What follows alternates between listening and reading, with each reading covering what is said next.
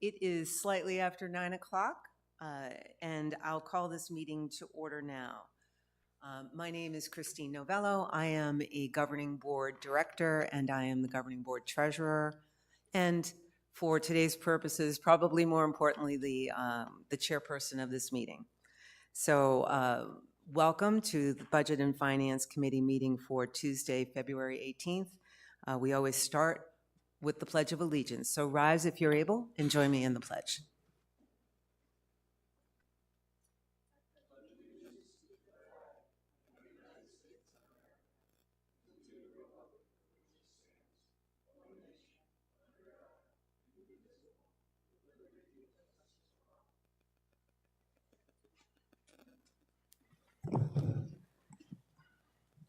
Thank you so much. I'm looking around the table. I'm joined by all of our Budget and Finance Committee members, so we do have a quorum today. Let me read to you a brief statement of our meeting procedures.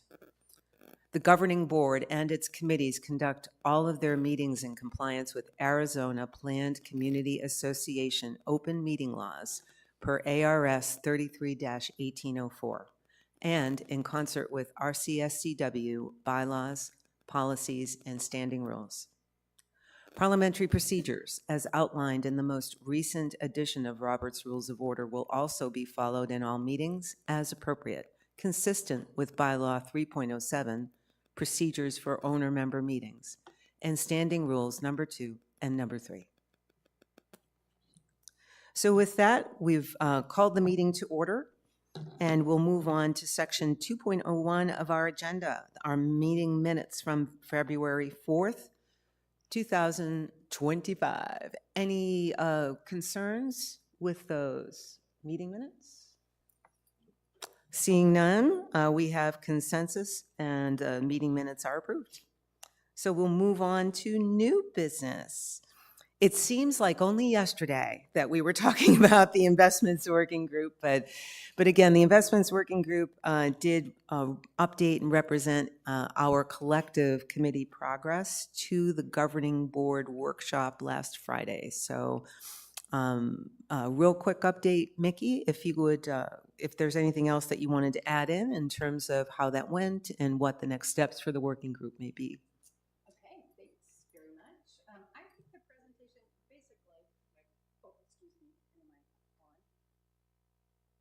Yeah, there we go. I think the presentation that we gave was just a little tiny different version than what we gave to Budget and Finance at our last meeting. And I think that there were many questions. It was about 2 hours long, the discussion. So it was very discussed fully, many questions. I think it was well received. And at the end of it, what was asked by the president of the governing board is, what do you need from us? Well, what we wanted from them is, we're not going to come back with something that you would not approve. And so is this in line, what we're talking about, is this in line with what is acceptable, and should we carry on? Should we go forward? And that is the direction that we got, is to move forward.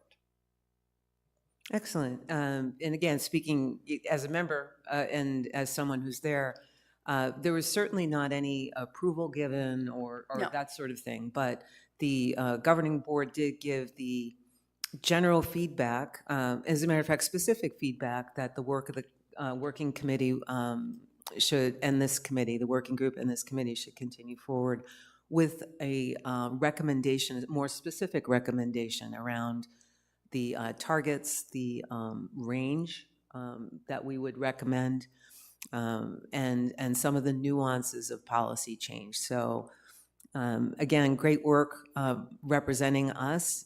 Continue on with that work. The next step would be looking at specifying the recommendations across all of those components. So we can look forward to seeing another meeting or two of the working group over the next month. The general goals here are to come up with that recommendation on strategy. So Mickey and Rick, would we be able to have for the committee, a recommendation on the specifics for numbers and so forth at our next meeting in 2 weeks? So I'm going to let Rick speak to that. I will actually not be here for the next 2 meetings. I will be in Australia and New Zealand and actually unavailable. So Rick is on vacation, like a retired person. On vacation.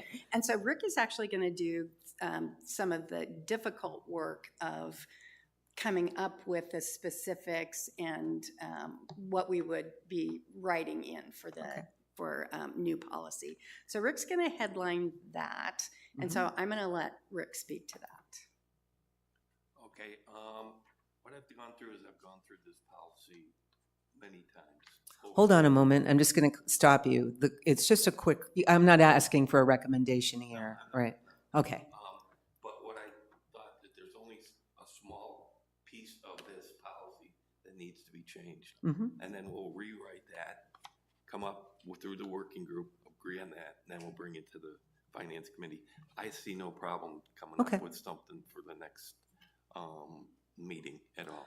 What we outlined in terms of timing last time and also at the governing board is that there's a lot of need to focus on the budget right now. And we're going to be hearing a lot about that today, the operating budget and so forth.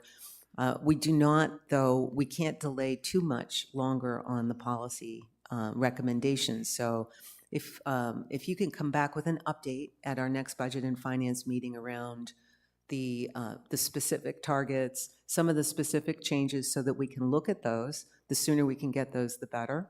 The governing board workshop in April would be a great place. If the working group has completed and makes a recommendation, we can present it there, certainly no later than May. So I think you're on target. We'll have it by the next meeting. Excellent. At least a draft copy of it. Yeah, we'll make sure that we have time. I believe we'll have time in the agenda. Cliff and I will take a look at that. We have a few other things that we need to go through at our next meeting as well, insurance presentation and so forth. But we'll look forward to that. And as always, for the members of the committee as well as our residents, we'll get some dates published in terms of when we'll be sitting down together as a working group so that folks can know what's happening, and we'll see another update at our next budget and finance. And if there's anybody from our committee that wants to give some information or additional feedback, send it to my email, and then I'll incorporate it into the new policy.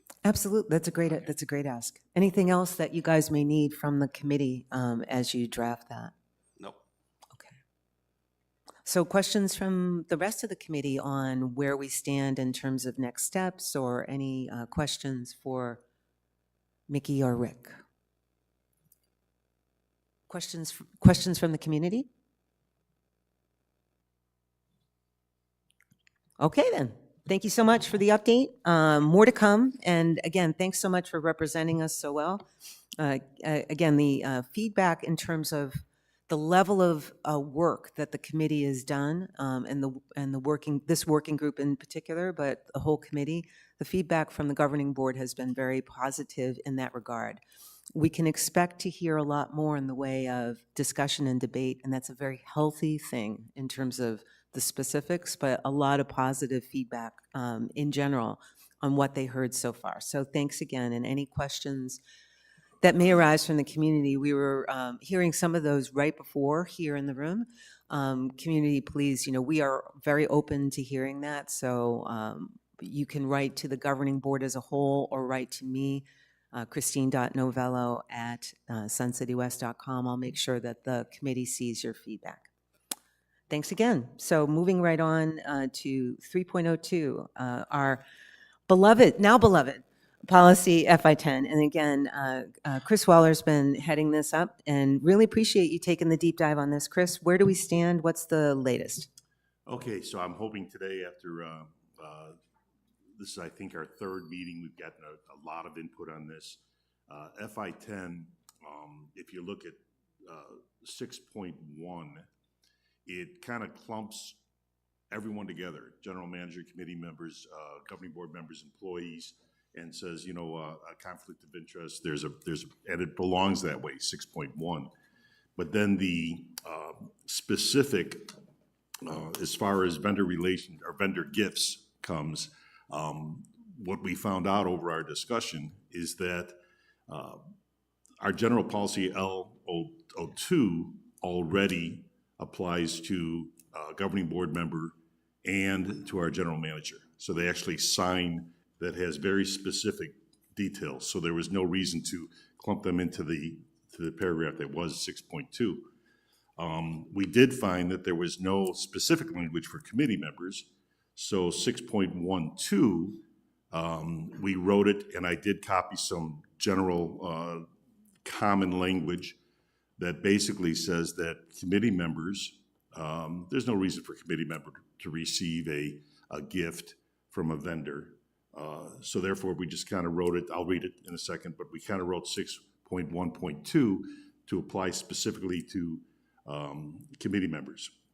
And then 6.2 had to do with our employees, which language already exists in an employee handbook. So rather than write the employee handbook for operations, we could literally say what our expectations are. And our expectations is that we don't take cash or gift cards, but that they set a dollar limit and put in there pretty specific examples of what's acceptable and not acceptable.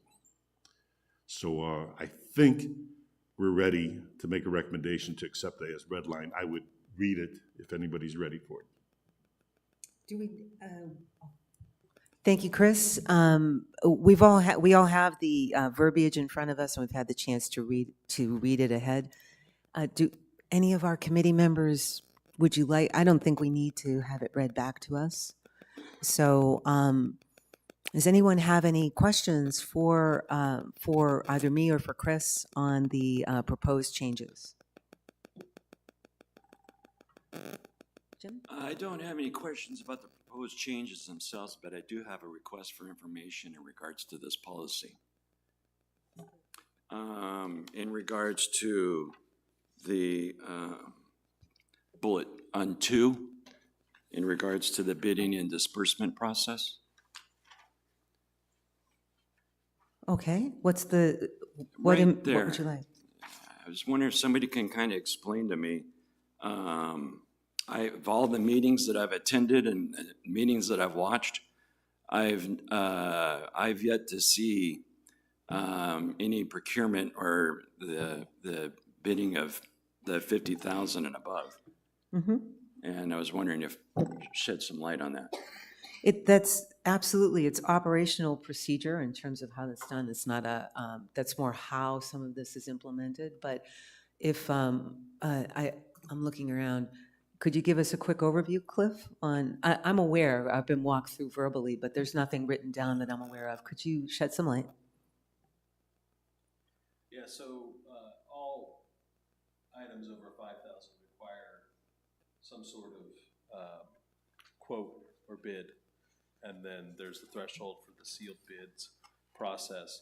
Those are all, those are operational things that we're required to do. We never present them because they're operational data, but we have presented them in the past when we have a big project. But generally when we're going through the budget process, we don't get bids until after the amount has actually been approved, the final bids, because it's hard to get a bid a year and a half in advance on a project, especially a large project. So, but as far as that process go, it's an internal process. It's also audited by our audit firm when they come out in terms of our policies. So that's kind of how we put that together. So when we have a purchase of 50,000 and above, so I understand that in regards to the budgeting aspect, but when you actually send out requests for quotes and you get sealed bids back, there's an actual process where the board reviews these bids? No, they're not required to be reviewed by the board. Well, that was kind of my reading of that. Jim, if I may interrupt as the chair, right? That's more That's definitely more operational. We don't need to review those bids. We're providing oversight, in a way, right? So we ensure, or we feel confident that the operations are following the overall policy, which is that they are obtaining the bids. When, as Cliff had outlined, all of us should be able to see when we have these large projects over 50,000 where a bid has been obtained, we can request a review of some of those bids if we wish. Any resident could, not just the board. That's my understanding. From a governance policy perspective, it's really not in our purview to specify that we overview, that we review all of those bids and so forth. That's not where we are at this point. We're more this is making sure that this process is being followed. Does that, I don't know if that helps Well, answer I'm your just question. reading the table there, and it says the purchase approval is done by the governing board for Mm-hmm. 50,000 and over. We are. We approve the purchase approval comes in the form of the budget that we will basically authorize and not authorize, we will approve. Once we approve that, there's a secondary motion that's made to provide the authorization to the general manager to go out and obtain the bids. That's basically, we're authorizing going and making that purchase. Yeah? So at that point, we get, as a community, every month, we actually get a regular formal-ish update in the form of an operations update that occurs first Monday, generally the first Monday of every month. And the general manager walks through some of these things in more detail. Okay. And the governing board does approve, if you will, the purchasing at an annual, after the annual budget is done. Okay, thank you. Anyone can ask the questions, right? It's not just, and I think it's a good question because we get a lot of this from residents as well. And we've had other questions during my tenure on the budget and finance. There's a lot of transparency that's available. So for any of us who may be looking for more data, continue to ask the questions. That's my request to all of us. Ask the questions through the governing board or here. Our operations team is generally been very open in terms of showing us that information on request. Thank you. Yes, Chris? So Jim, that, I looked at that also and it was brought to my attention also, and I kind of, the word in the column, the third column to the right, purchase approval, kind of put me at ease. It wasn't bid approval, it was purchase approval. And that kind of let me believe that operations takes care of the bids and then the governing board approves the purchase itself. I could buy into that logic. Thank you. Any other questions on the policy or feedback? That was a great question. Any other questions on the policy or the process procedures that follow? We do have a couple of questions that have come in online, but are there any questions in the room before we go to that? Okay.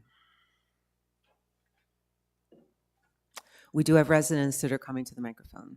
Please, as always, although we are all neighbors and know each other, and introduce yourself and provide your rec card number, please.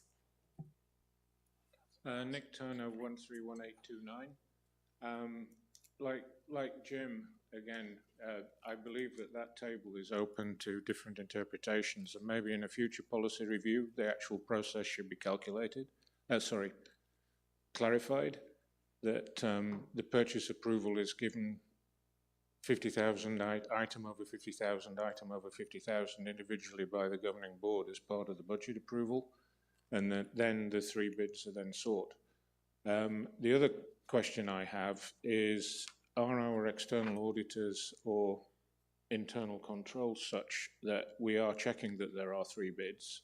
And if there are fewer than three bids, that there's proper justification for that, like we could only find 2 interested bidders or whatever. I'd just like to close the loop and make sure that that is going on operationally somewhere. Thank you. And thank you for your questions. So I think it's a good suggestion for the future if the committee can entertain that in terms of specifying that one line about where the approval occurs. The other item, in terms of the number of bids, in my experience, when we've obtained bids, we do receive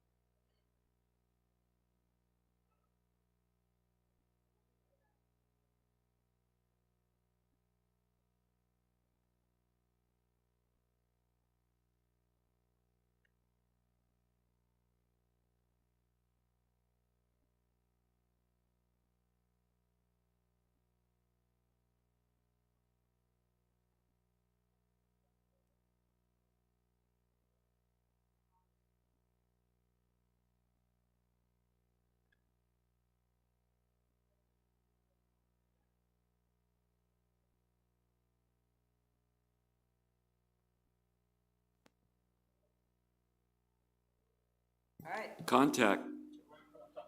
We have liftoff. Good job. Thank you. This is a multi-talented team here in Budget and Finance Committee. So if I can just so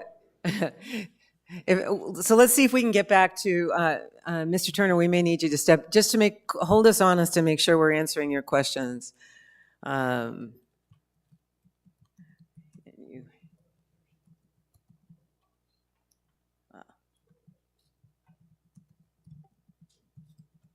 Okay, so the questions were around adding, for the Budget and Finance Committee, do we, to add a specific call out to where that approval occurs and so forth. The other item, if I remember correctly, was, let me see if I do, I guess I'm spacing out in terms of what the second item was. Can you restate, or can someone remind me?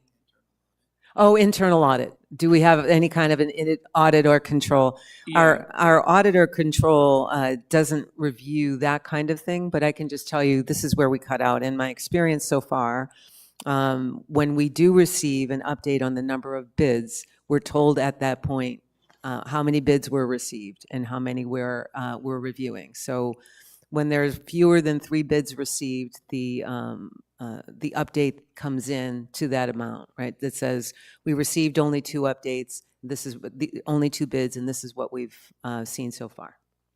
And that's part of, again, it's usually, in my experience, it's been part of that budgetary process when we're actually getting the specific numbers. Cliff, would you hold me honest on that, please? Yeah, so when we go through our internal controls we have in place in our approval process, from purchase order through execution of a project or a purchase or something like that, that's part of our internal review that we do from the finance department and through the general manager and and the purchasing and the whole process. It is audited on a sampled basis by the audit team when they come here and they pull samples and they look at our processes to make sure we're falling in line with what our policy is and our procurement policy is. So they aren't all audited, but they are audited as part of their process, and then we have our own internal controls in place to make sure that those things are getting done operationally. Yep. And thank you for the correction and the update. I really appreciate that. Thank you. Ready? Yes. Gary Bach, 135435. Just to follow up and a little clarification kind of on Jim's question about the 50,000 plus and the governing board approving. I know we talked about, it seemed like mostly the budget process that we're doing now. But after the budget has been approved and something comes up, a well goes out, and we need, $100,000 for that. I know I've seen some things where it comes back to the board for approval on those. That's right. So outside of the budget process, does it come back to the board? It does indeed. And we saw some of that at the last governing board workshop, in fact. Right. So anything over $50,000 does come to the governing board. It's called a facts and findings. So the governing board sees that and must approve that before the general manager proceeds. Thank you. One caveat, if it's an emergency item, he has the authority to act. But yes. Thank you. I appreciate that. When it is and when it is an emergency item, we will still receive involvement through the governing board president, and then the governing board is convened and appraised of the emergency after the fact. I hope that answers the question. Any others in the room? We have some questions online. So Bruce Lees asked us to make sure that our microphones are turned on when we're speaking, and we did have a little bit of a technical issue, so thanks. I believe we've done that. We also have to make sure that when we're speaking into the microphones now that they're working. Resident Frank Bagnato states, I have for years asked why the policy is not followed to the letter. sealed bids, board reviewed in an open meeting is as clear as day. Why is it ignored? Mr. Bagnato, it's not ignored. We were just discussing the nuances of that. It's a couple of your fellow residents have suggested, and one of our committee members here has seen the opportunity to potentially clarify this going forward. This is something that I asked the committee to take under advisement when we consider making a recommendation on this policy. Thanks for your feedback. That's the end of the questions that are online at this time. If others come in, we can always address those at the end of the meeting. So I'm going to go to the committee members now. We have a redlined policy update, and up for your discussion right now is whether you're satisfied that this red line that the red lines and the policy that would result continues to meet the association's best interests. So we'll start over with Mickey Jacobs, please. Great. Jim? Yes, well done, Chris. Thank you. John, what do you think? Yes, like it. I think we know where Chris stands. Yes. Yes. Yes, yes. Yes. So would one of you be willing to to articulate a recommendation? Chris, you can make the recommendation if you wish, that we move this forward to the governing board. Yeah, I recommend that we move forward the FI policy, FI-10 policy as redlined to the governing board. Okay. And we did just have a quick voice, feedback that we're satisfied with this as is. So any concerns with making that recommendation? So quick, just to make sure that we're in alignment, start with you this time, Ed. Yes on the recommendation or not, and we'll go around one more time. Yes on the recommendation. Yes on the recommendation. Yes. Okay. Yes. Yes. Yes. Yes. Excellent. So we'll put this in for our recommendation for the red lines to the governing board. We've heard all of the feedback that was made, and I think there was some feedback that we can take under advisement for the future. But thank you again, Chris, for your work. We'll move on now to section 3.03. This is the big deal.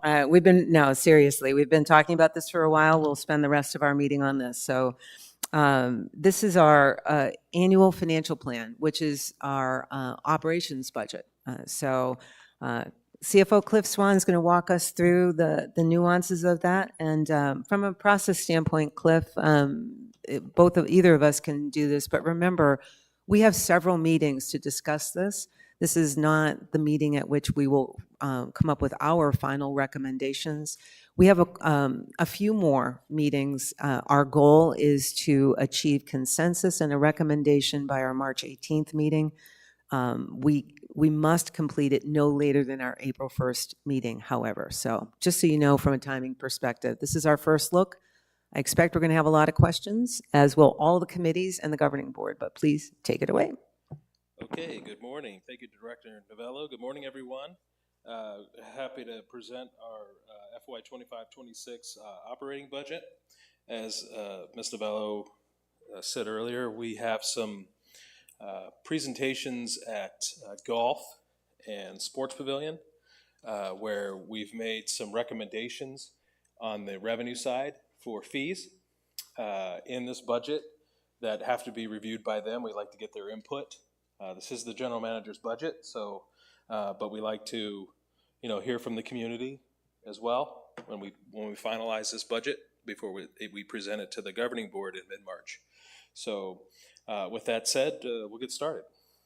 And another thing I would like to say is I want to thank this committee as well as the operations team and the management team for putting this budget together this year. We have a capital budget process that essentially starts in July.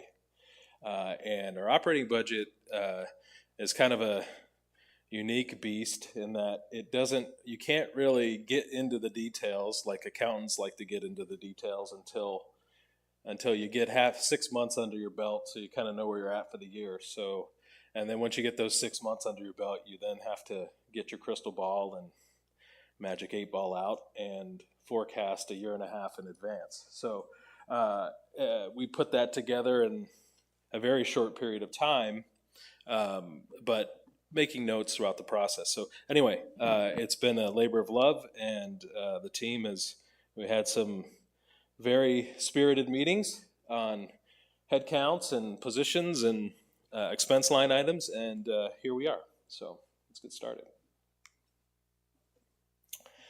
So as always, we have goals within this budget, and essentially the first and foremost goal and the primary goal is to keep the place looking nice, right? We want to preserve, protect, maintain, and enhance the assets of the association. Well, it takes money to do that, and that's why we have a budget.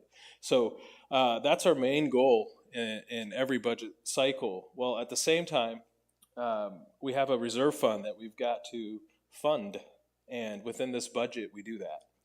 And then we have to continue to invest into the community so that it's attractive and competitive with other communities. And this budget does that as well. And finally, we need to maintain our high standards and expectations. This budget does not reduce any of the services that we provide or any of the amenities that we provide.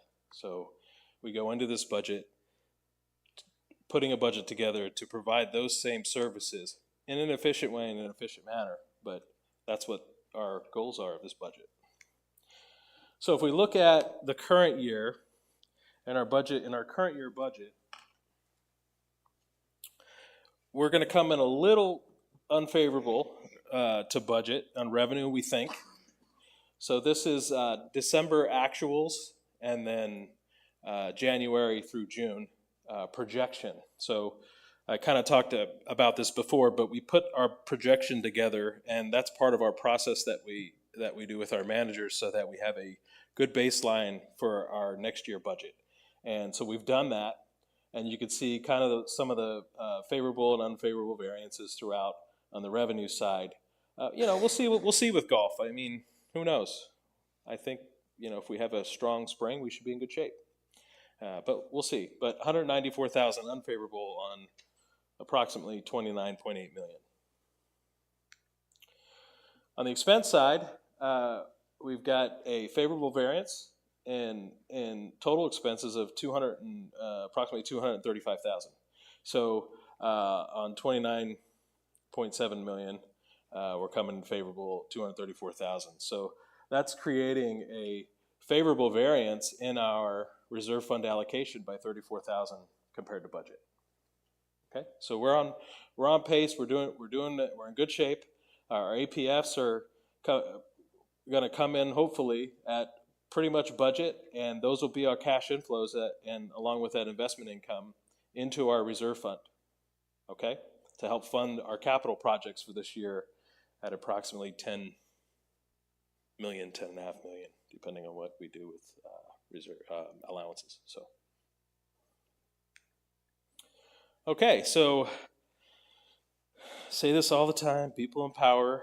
63% of our overall budget is wages and benefits. So I wanted to take a little bit of time and just kind of go through our org chart and talk about what that is, because we have 490 employees in 33 departments. It takes a team of managers to manage that. It's not, there has to be oversight, and there has to be managers looking at things and looking at ways to provide our service better and to provide it more efficiently. So we have a management team here who does that. And this team everybody rolls up into our general manager, Stephen Erno, but 490 employees, and you can see each manager, how many employees roll up to each manager in this org chart. So we have 4 divisions that we report on, and it's in our budget packet as well. The first division that I'm going to talk about is our administrative division. And, administrative has our information technology, our general services officers, which oversees, Kitty O'Grady oversees our marketing and PR and media. She also oversees the library, but that's in the rec division. But so we have that in our administrative division. We've got Kirsten Peterson, who's our HR director, overseeing our human resources and safety departments. And then we've got Russ Boston, who oversees our facilities maintenance. So all the buildings here in the rec centers, oversees that with his team. And then finally you have the CFO, who oversees the accounting, finance, and the membership and CCNR department, with 2 managers, and Terry West and James Riley overseeing that. All right, moving into our rec division, we've got all of our rec center facilities.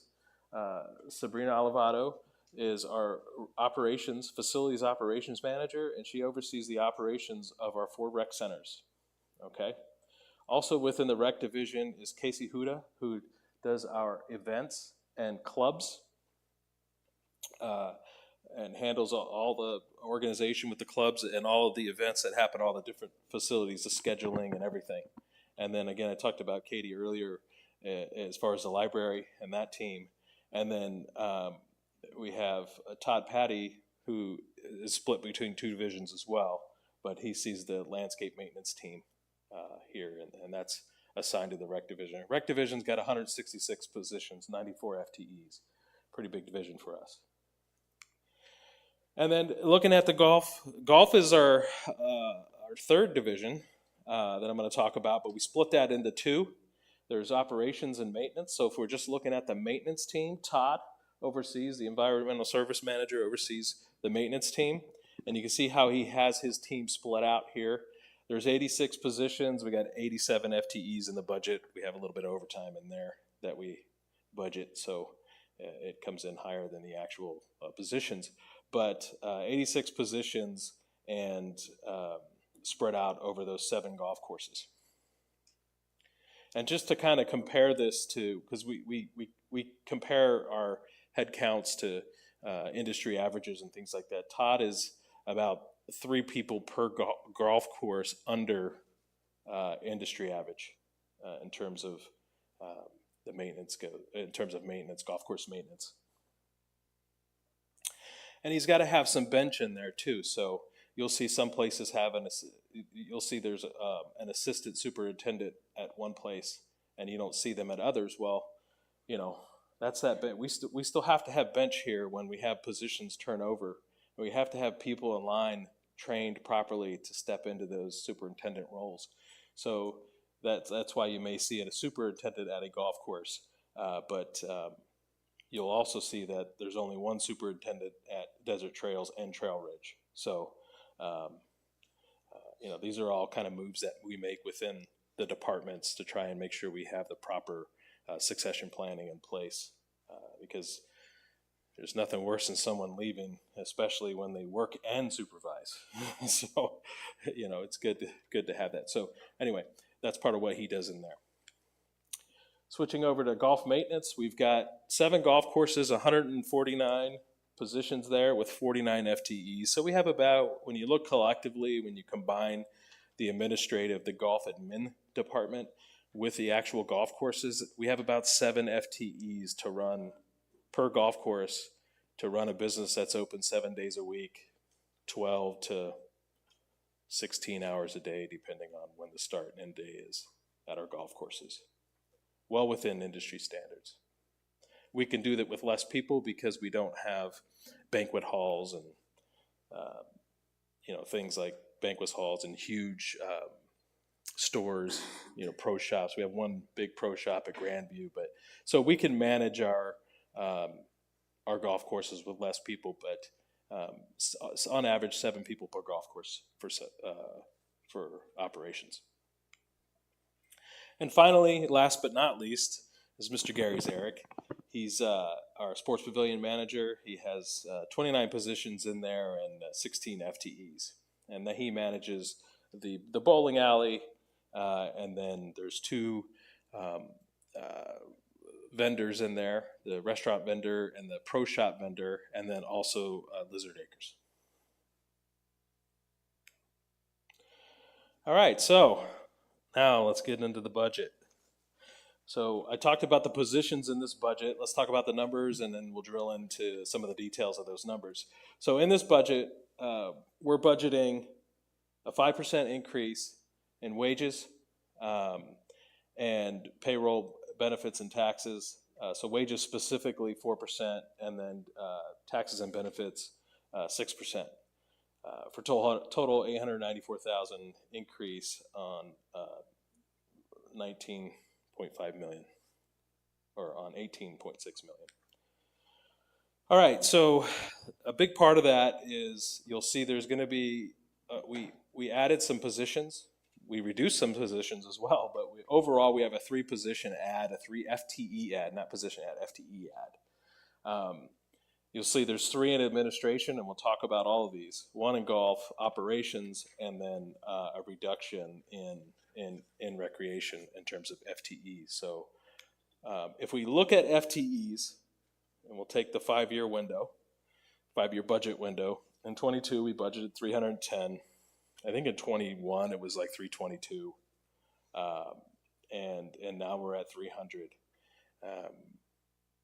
So let's talk about what those overall three increases are. So in the mid division, like I said, we had 3. Well, that was a bunch of different moves. So in the finance team, I'm going to announce something here that we haven't really publicly announced, but Pete's retiring in June. And part of the reason, I didn't give this as a reason before when we were talking about smart properties, but part of the reason we went out to smart properties is that we wanted to find a way to handle this and create an efficiency within the finance team.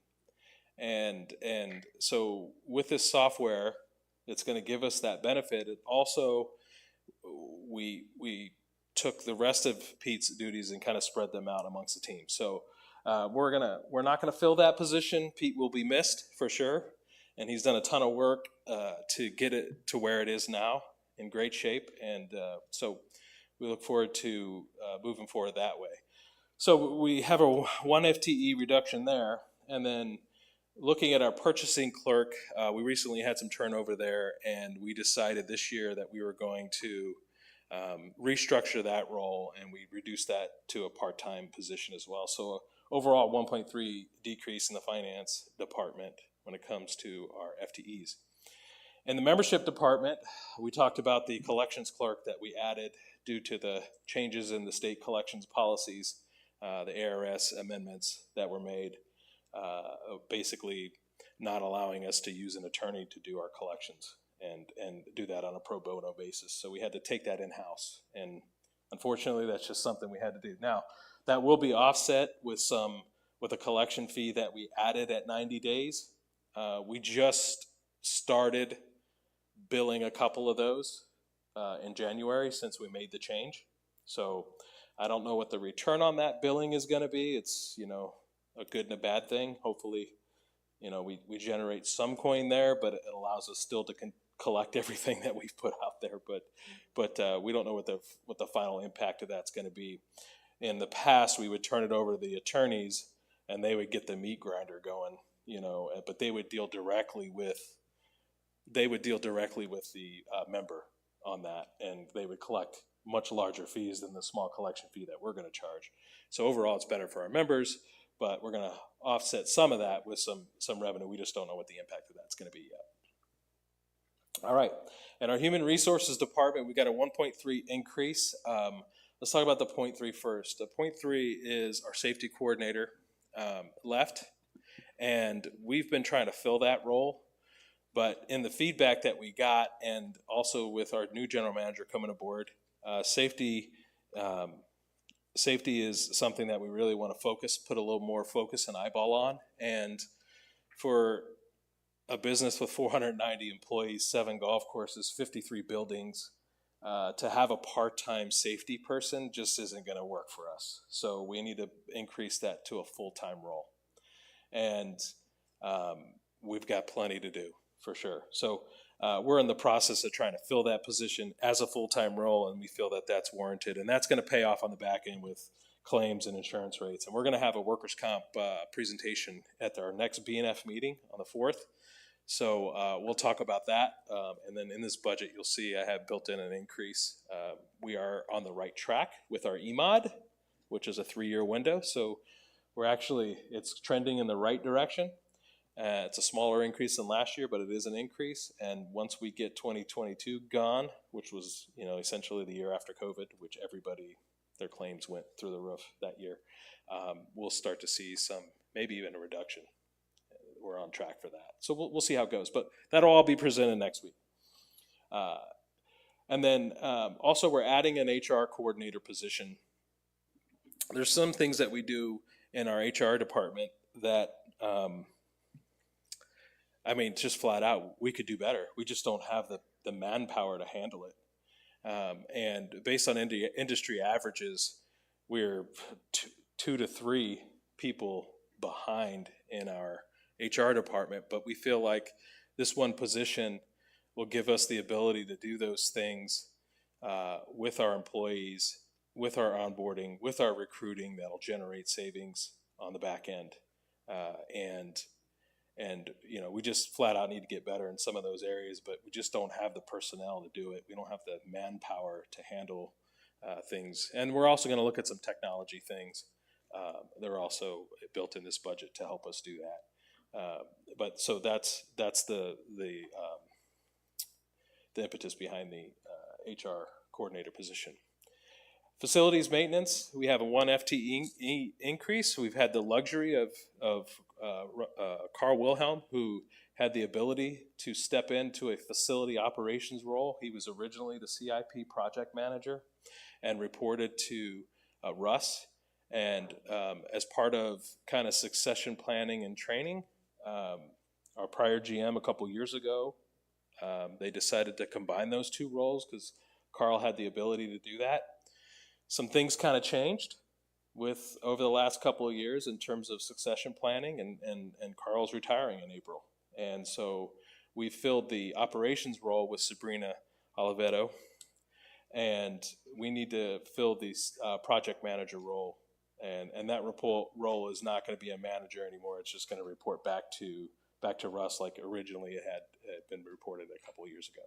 So that's not in last year's budget because Carl was filling that role as well. So we're going to have that role filled there.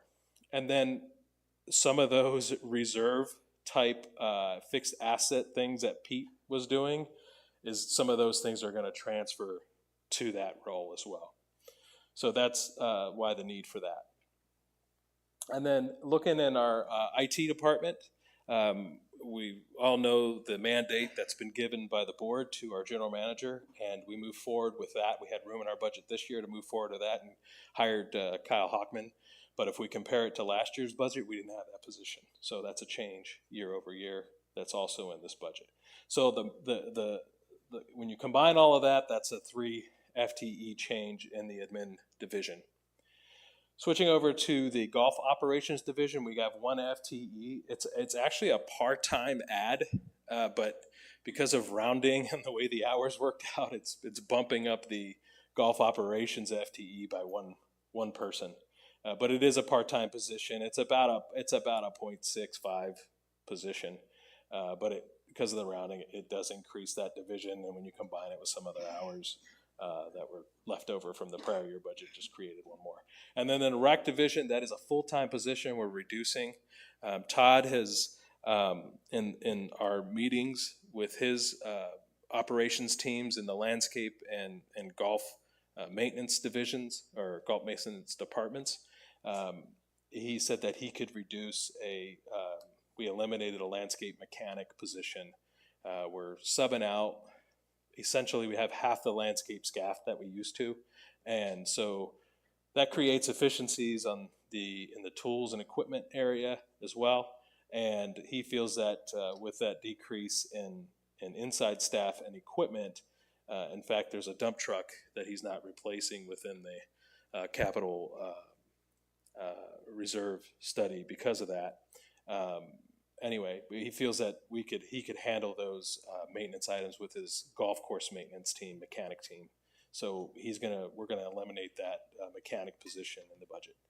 So that's one reduction.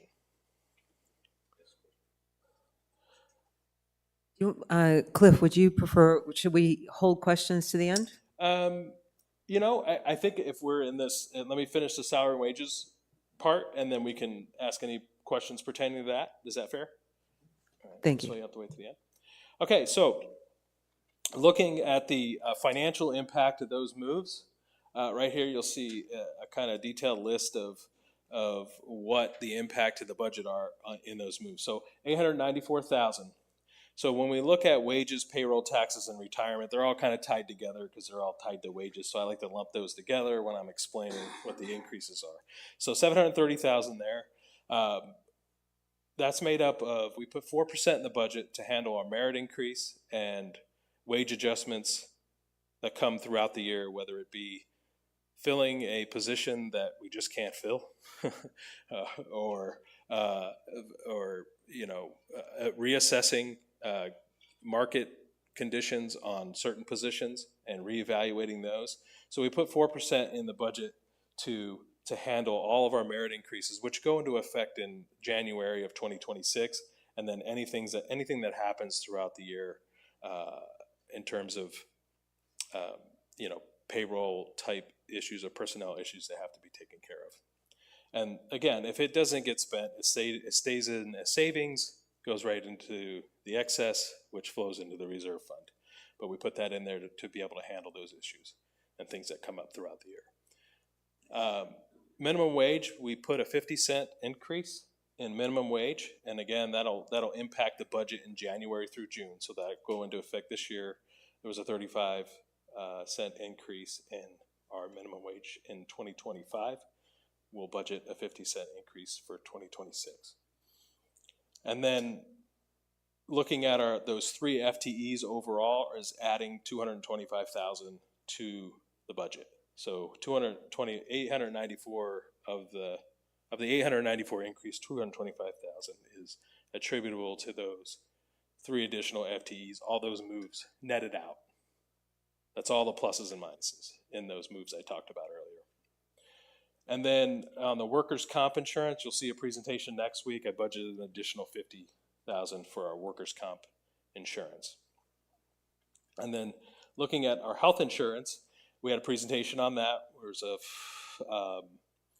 a 7% increase in there, and I've got a 7% increase for 2026. I put in there, so I took that straight across.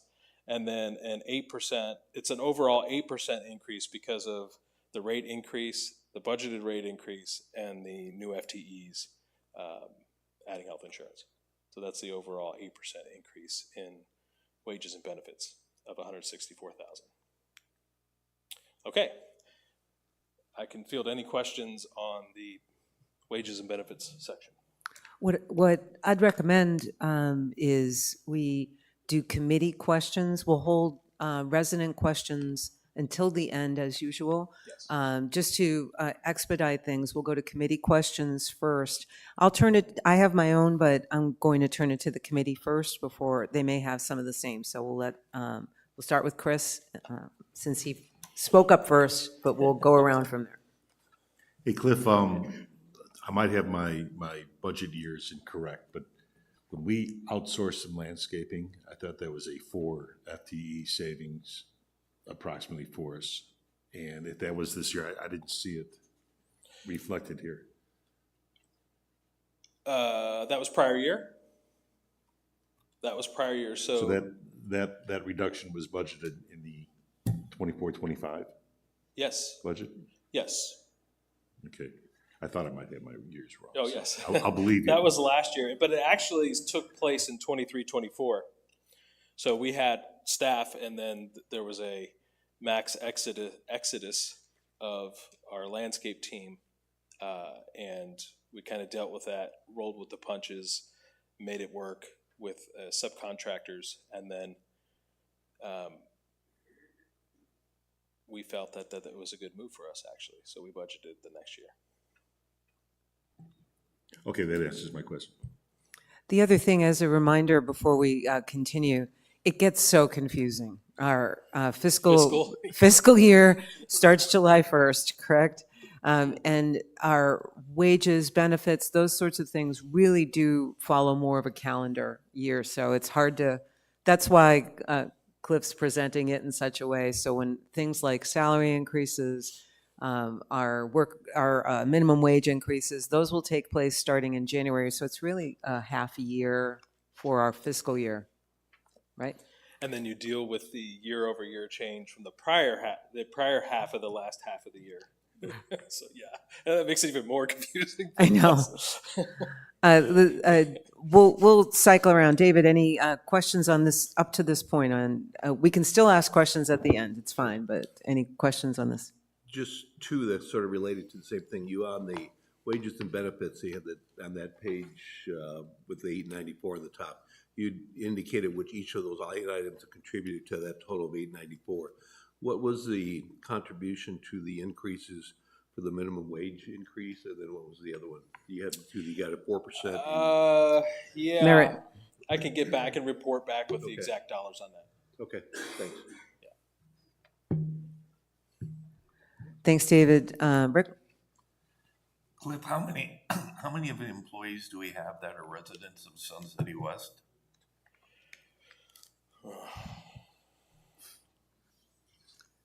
About 260. So you're saying almost 50% of the employees we have here are residents of Sun City West? Almost 2/3, yeah. Okay.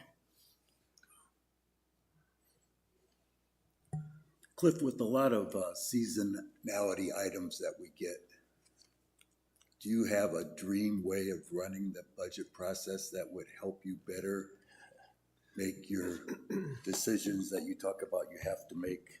Yes. So here's a little bit of insights into some of the nuts and bolts.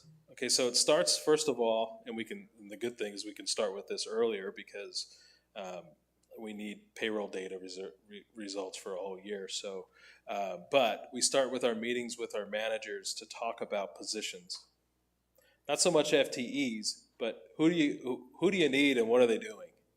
You know, we even review down to job descriptions if there's a need somewhere, we in our oversight role, the GM and the CFO say, you really need that position?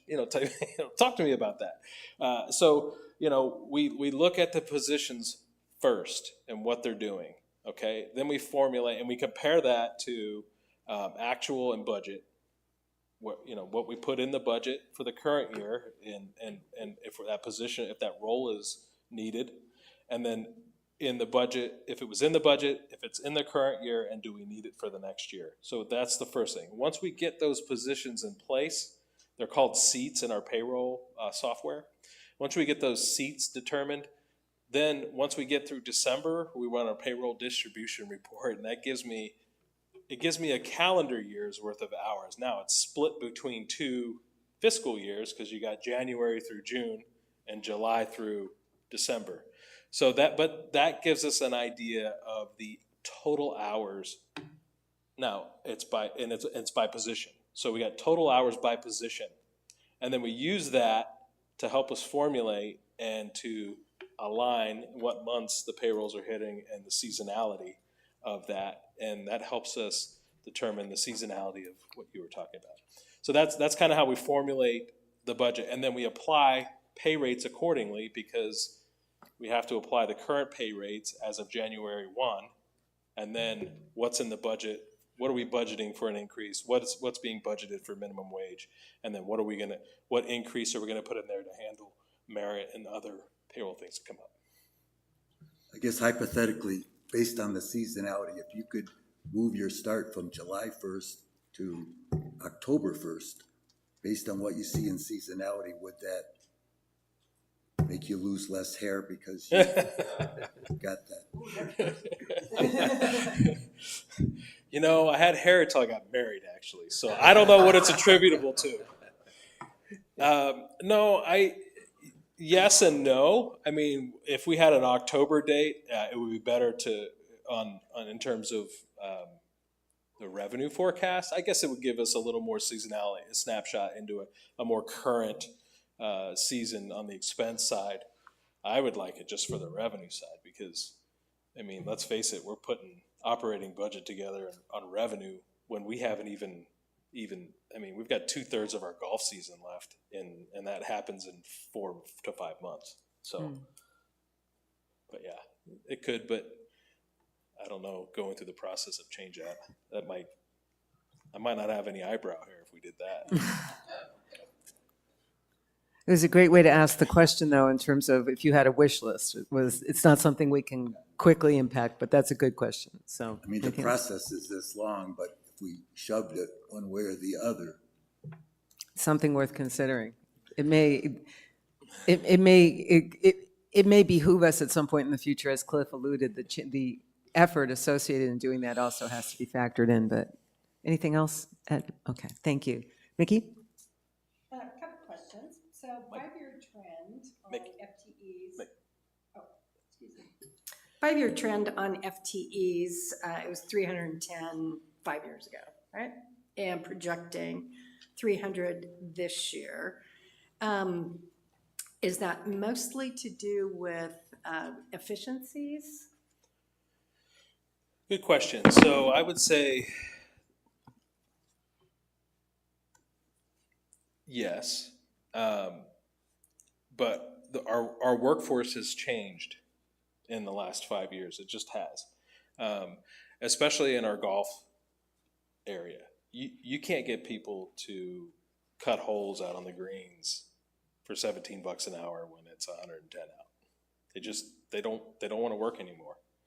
So the decrease in FTEs has resulted in us subcontracting out aerification on our golf courses and things like that. Now, it's created some efficiencies, subbing that stuff out, like with our landscape department. But we've just evolved and we've changed. That's the biggest part. But there are some efficiencies. But let's face it, we're doing the same thing we were doing 46 years ago. Our revenue streams, our revenue models, none of that has changed. We're doing the same thing. We're providing the same amenities. And we have to try and do that the most efficient and best way we can. But in some areas, I mean, we're just trying to keep up. We just are. Yeah, thank you for that. Second thing is that when you looked at the 4% merit increase, so is that in line what we've done in the past? What is where'd you come up with the 4%? It's in line with what we do and what we've done in the past. It's really, we take, it's kind of, we look at inflation and what we're thinking, where inflation's come, what we think inflation's going to be. We look at the job market at our positions. We analyze our roles, and where we're at in terms of to market. And so we look at things like that and say, okay, can we accomplish what we need to accomplish from a merit perspective and from a management perspective to make sure that we're in line with the market and we're keeping our employees, especially the ones that we like. So follow up from that response is that do we find that when we're out there in the job market looking for people that our pay rates are competitive? I would say within the recreation industry, so if you take the rec centers, us and the surrounding recreation centers, I would say that we are. But when we go to fill a position, we're generally not pulling them from those rec centers, and we have to go out to the market. And when we go out to the market, we struggle. Okay. Even because we even look at government. I mean, governments, we're not a government, but that's a natural kind of look in terms of if you're hiring somebody in a recreation area or golf course or something like that. So, we struggle there, and as the higher skilled someone is, we're automatically, and we don't. When I say automatically, we don't just go, okay, we're going to pay more, because we do go out, but generally speaking, we pay more, and it's usually significantly more when we have to go fill a skilled position. Okay, thank you. And then my last question is that you benchmark our FTEs against others in our industry. Where does that data come from? Well, in terms of golf, I'm not sure what resource Todd uses and Pat uses, but they have some industry data. It's golf driven. I'm not sure exactly what it is. So we benchmark ourselves with that. We also make some phone calls to the Grand and Sun City, but they do things differently too. For example, the Grand outsources all of their landscape stuff. Gothic or one of those big companies does it. They do their own mowing, but they outsource all of their landscape stuff. So their demographics are a little bit different at their golf courses. Same thing with Sun City. The products are different too. So, but we look at overall golf industry and benchmark. That's where we're at. And when you do that, you feel very comfortable about where your FTEs are. Oh, very comfortable. Yes. Okay. Thank you. You're welcome. Those are my questions. Jim? Very informative. Thank you very much. A couple of quick questions in regards to the delinquent fee and the collections clerk. I guess the state law changed it to where we can't use an attorney? So the state law changed it so that if you were going to recover collections fees, you can't lien the house to recover collections fees. So you can't lien for collections fees because they're not considered lienable. So those were always done pro bono because the attorney knew that you could lien the property. And he was collecting a lot more in collection fees than we're going to charge someone at 90 days. So we had to fill the gap between when we decide, if we decide to foreclose on a house and lien a property, there's a large gap there, and we have to fill that now. Okay. And then so putting it on a third-party collection agency, that's not a viable alternative? Well, no, we didn't feel it was. We felt like we could handle it with one collections person, and they collect a commission on that amount, and then we just felt like it was more efficient to do that in-house with a collections clerk. Okay. I guess that's where I'm kind of puzzled, where that person is one of the FTEs of the three that we have up here, right? Yes. And so we're looking at 2.25, 3 is 75 on average. And then so one of those is working off commission. So yeah, I'm just scratching my head. No, there's no commission, by the way. I said a collections company would work off commission. Oh, I Yes. said you're saying that the collection clerk would be collecting. No. Okay. Yeah, they're And how not much paid on commission. If you don't mind my asking, on average, on a basic, and it just kind of a hypothetical or whatever, what was that fee that a lawyer would get, and what are we charging? Well, it would depend. Again, they got the meat grinder, so to speak, so it just depends on how many hours they put into it, they would bill it. But generally speaking, an attorney would, on average, it could be anywhere from $1,800 to $6,000. Okay, and we're charging $110 at 90 days. $110? $110 for a collection letter, yes. Okay. The other changed the rule that the collections fees had to be reasonable. So is that reasonable? yes, based on industry average, yes. Okay, I'd make the argument that it's not, but okay. For an attorney, it's not, but yeah, for us, it is. Okay, thank you. Thank you very much. You're welcome. John? I had 3 questions, and Mickey asked all 3 of them. Thank you. Great minds. You go first then. I'm gonna Next time. No, please. But I just want to just restate one, and So when we're looking at the trends of the FTEs and you're going through all of the people, I hear you say, well, we're outsourcing or we're, that's up in it. So it's hard to manage that trend. So I'm just looking at the 5% increase to wages. And then I'm having to also go look where we haven't gone to all the expenses because some of them get moved back and forth. So, Yep. Yeah. So my question is the 5% increase in wages, the 4% total increase in expenses. Is that a good comparison to what we've done in the past from year to year? Are you comfortable with that? Is that a higher number than usual, a lower number than usual, or percentage, I mean? The total increase is lower than prior year budget. The overall operating expense not attributable to payroll and benefits is a 3% increase, about 320,000. Okay, I thought I saw 4% later, but anyway. Well, We'll get it's to doing that, the though. total. Oh. Yeah, it's Weighted out. doing wages and everything. Yeah. So yeah, the non-payroll related items are a 3% increase, and I'll get into some of the details of that. Yeah, But we'll yes, get to I that do next. feel comfortable for sure. Okay, so we're in line with previous years of We're less. less. Yes. Than I like last that. year. I like less. Less. You like less? I like less. Thank you. Good. In this regard, yeah. So, anything else? So, the first thing I want to say, I do have a couple of quick questions before you move on. I don't know how many of us are aware of this, and I lack the historical, 46-year knowledge and so forth that some of our residents do have.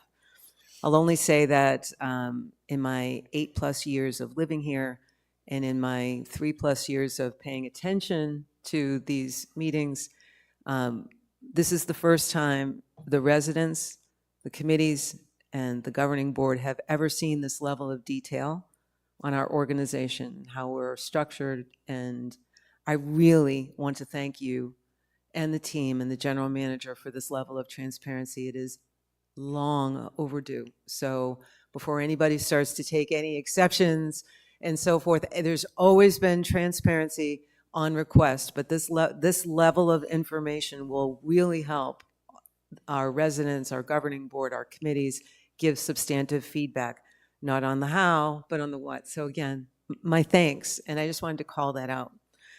So I'll try to keep some of I want to go on to the big stuff later. Let's see. And again, lots of the smart committee members have already asked a lot of those questions.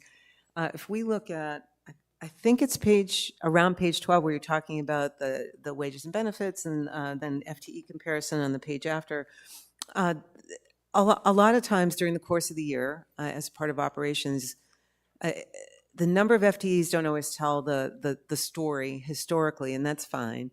Are any of these FTE changes, do you predict any changes in level, moving an FTE, a full-time employee, I won't even say full-time equivalent, a full-time employee from volunteer to a paid position, taking on some of the work that was historically done by a volunteer, or taking on some work, moving that up from a minimum wage position to a supervisor, et cetera? Anything? Okay, good question. So we post our positions on the website, the salary grades, what the salary range is. So that's always available out there when you're looking at a position, and we call the positions out in the budget for what they are. So you can always go, so you can see what the collections, what their range is for that person. You can't see their actual pay, but you can see what their range is for their pay and what their grade is. Right. Now, the Green Team Coordinator is a position that in the past has been a volunteer position. The volunteer who was running that decided that they didn't, they had served their time, so to speak, and they didn't want to continue doing that. I talked to Pat about this. He looked at that position and said, if I had a position that could use volunteers to help grow the Green Team program, he calls it Green Team 2.0, would that be worth it? And the Green Team program is the only program that we have that's an outreach to build golfers in our community. Now, if you could get someone, say one person or a person and their spouse, to become a golfer in this community, that would generate, I don't know how many golf rounds, depending on how much they enjoyed it. So we felt that dedicating a part-time role to that position, and that role could use volunteers to continue to help to grow that program and change that program, evolve it into more of a community outreach. Is that worth it? So that was the thought process behind that. But that's the only role that we added to this budget that changed in terms of a role, and that's why it was an FTE ad. But yeah, that's the only one. All the other positions, the safety coordinator go to a full-time, and the purchasing clerk going down to a part-time, those are kind of changes as well. But other than that, other than the other ads, that's it.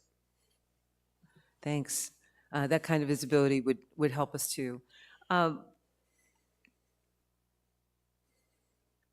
For two of our senior leaders that report to the general manager, Katie and Todd, they're split across, their teams are split across two divisions, which I understand. It's a management decision. How are their, and we don't need nor want specifics of their salaries, but how are their salaries roughly split in half across those divisions, or is it in proportion to the amount of their staff? No, no, we have, Katie is in the admin division. Okay, Her salary, her full salary okay. is there, yep. And Todd's full salary is in the golf maintenance, or the golf division. Just for thank you. The rest of it, again, I have some other questions, but I'm going to think about them more because, again, for all of us, we have several more meetings where we can go through the details. So I'm going to hold some of that. I'm going to ask the rest of, I started keeping some notes for Cliff and the team, if we can perhaps give you some feedback at the end and clarity that we would like to see in our next update. I've been taking a couple of notes for what we've said collectively and encourage you guys to do the same. Make sure, keep me honest so that we can give you that feedback. So with that, we'll move on to the second or the next part. Thank you. Okay, great. All right, so we talked a little bit about this with Mr. Click. So we've got other operating expenses, non-payroll related, in this budget, and the total increase, including wages and benefits, is 4%. The other non-operating or the non-payroll operating expenses is roughly 3%, and in terms of total budget, 19 and a half and 11 and a half, I think is how it works out. So let's talk about that 11.5 million. So overall 3% increase, and you're all well aware we have our categories, right? So we're going to go down these categories and talk about some of the major kind of moves within the budget. Attached to this budget is a listing by category, the main account detail in each category. Okay, so all of the main accounts that roll up to utilities, repairs and maintenance, employee related, legal and professional, those are all listed on the detail in there. They're all in detail as an attachment to this. So you'll see it, it's in your packet. So, but I'm going to talk about some of the details in each one of these categories that are kind of big movers in the budget. Okay, so looking at utilities, we have a 3% increase. The utilities is, what, 3 million? I don't know, we'll see overall budget for utilities. 3.1 million. So we had a 3% increase for our gas and electric. It's not the only thing in utilities, but the gas and electric and water sewer, we budgeted a 3% increase, or $55,000 is in this budget in the utilities category. We have an $80,000 reduction in our operating expenses attributable to the phone system upgrade that we did. So that's going to impact the budget favorably by $80,000. And then we're budgeting an additional $15,000 in our trash. Todd's got some projects that he wants to do on the golf courses to help kind of clean out some of the old vegetation we lost a lot of stuff with the heat over the last couple of years, and you'll see down in the repairs and maintenance as well, there's some budgeted down there as well. But that 15,000, and let's talk about that 80,000, he's going to use outside services for that, for a lot of that work. But that's going to generate some extra costs for us. So we have that in the budget at 15,000 for trash removal and 80,000. And keep in mind that's spread out over 7 golf courses. So it's collectively it's a lot, but per golf course, not terribly unreasonable. And then down in repairs and maintenance, we have 52,000. There's some painting projects we want to do.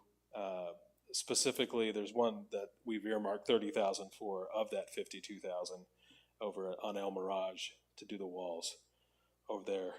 Keep the place looking nice. I mean, we have to do it. That's in the budget this year, and it's kind of a big mover for us. But so that's 30,000 of that 52 is just for the painting project on the El Mirage walls.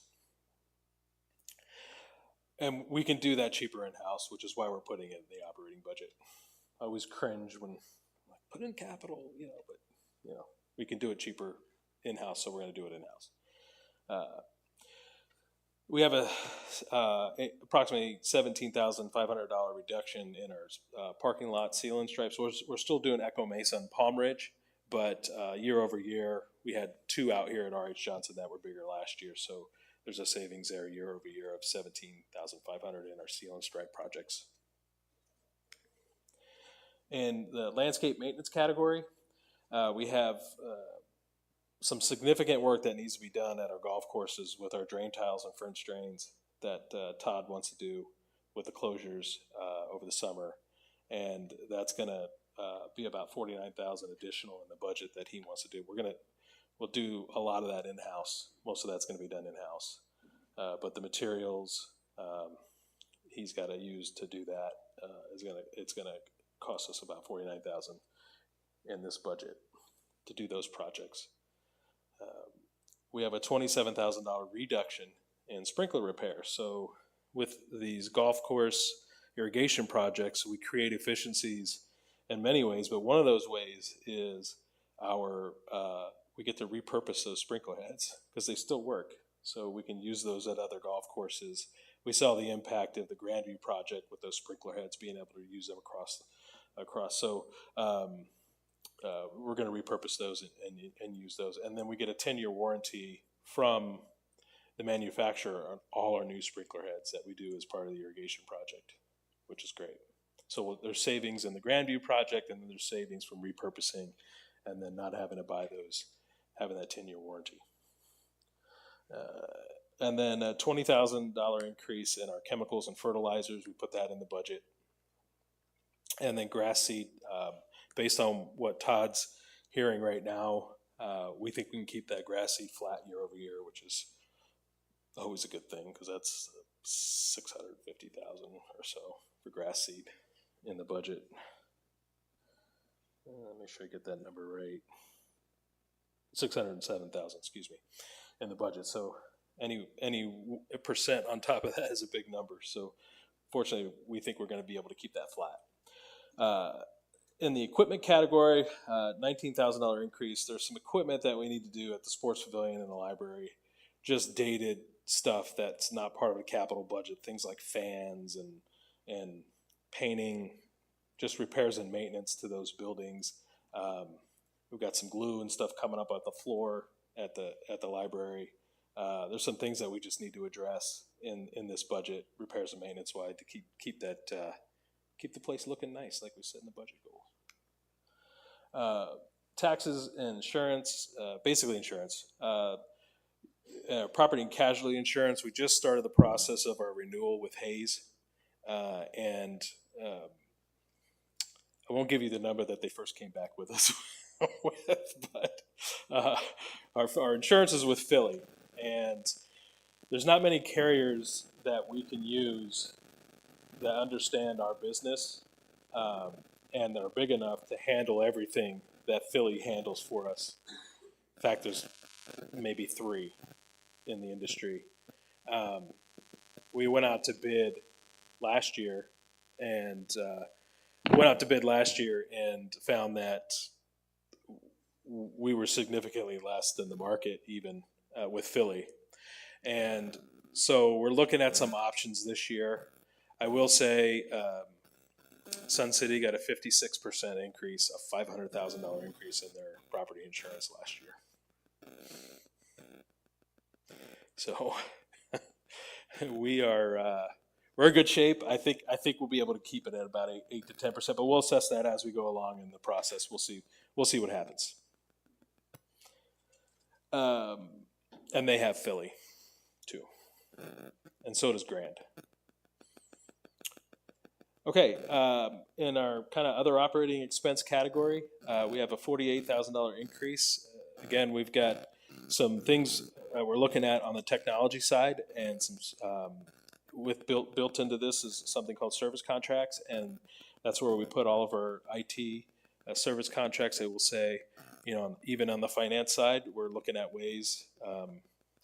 It's funny, but you were talking about the audit process of reviewing the paperwork to make sure we have all the proper signatures and approvals and bids and all that. Well, that creates, you wouldn't believe the mountains of paperwork that we generate when we go through our approval process, and then it lands on Mr. Erno's desk, and he said, I know why Todd's cutting down all these trees, because we had to print all this paper.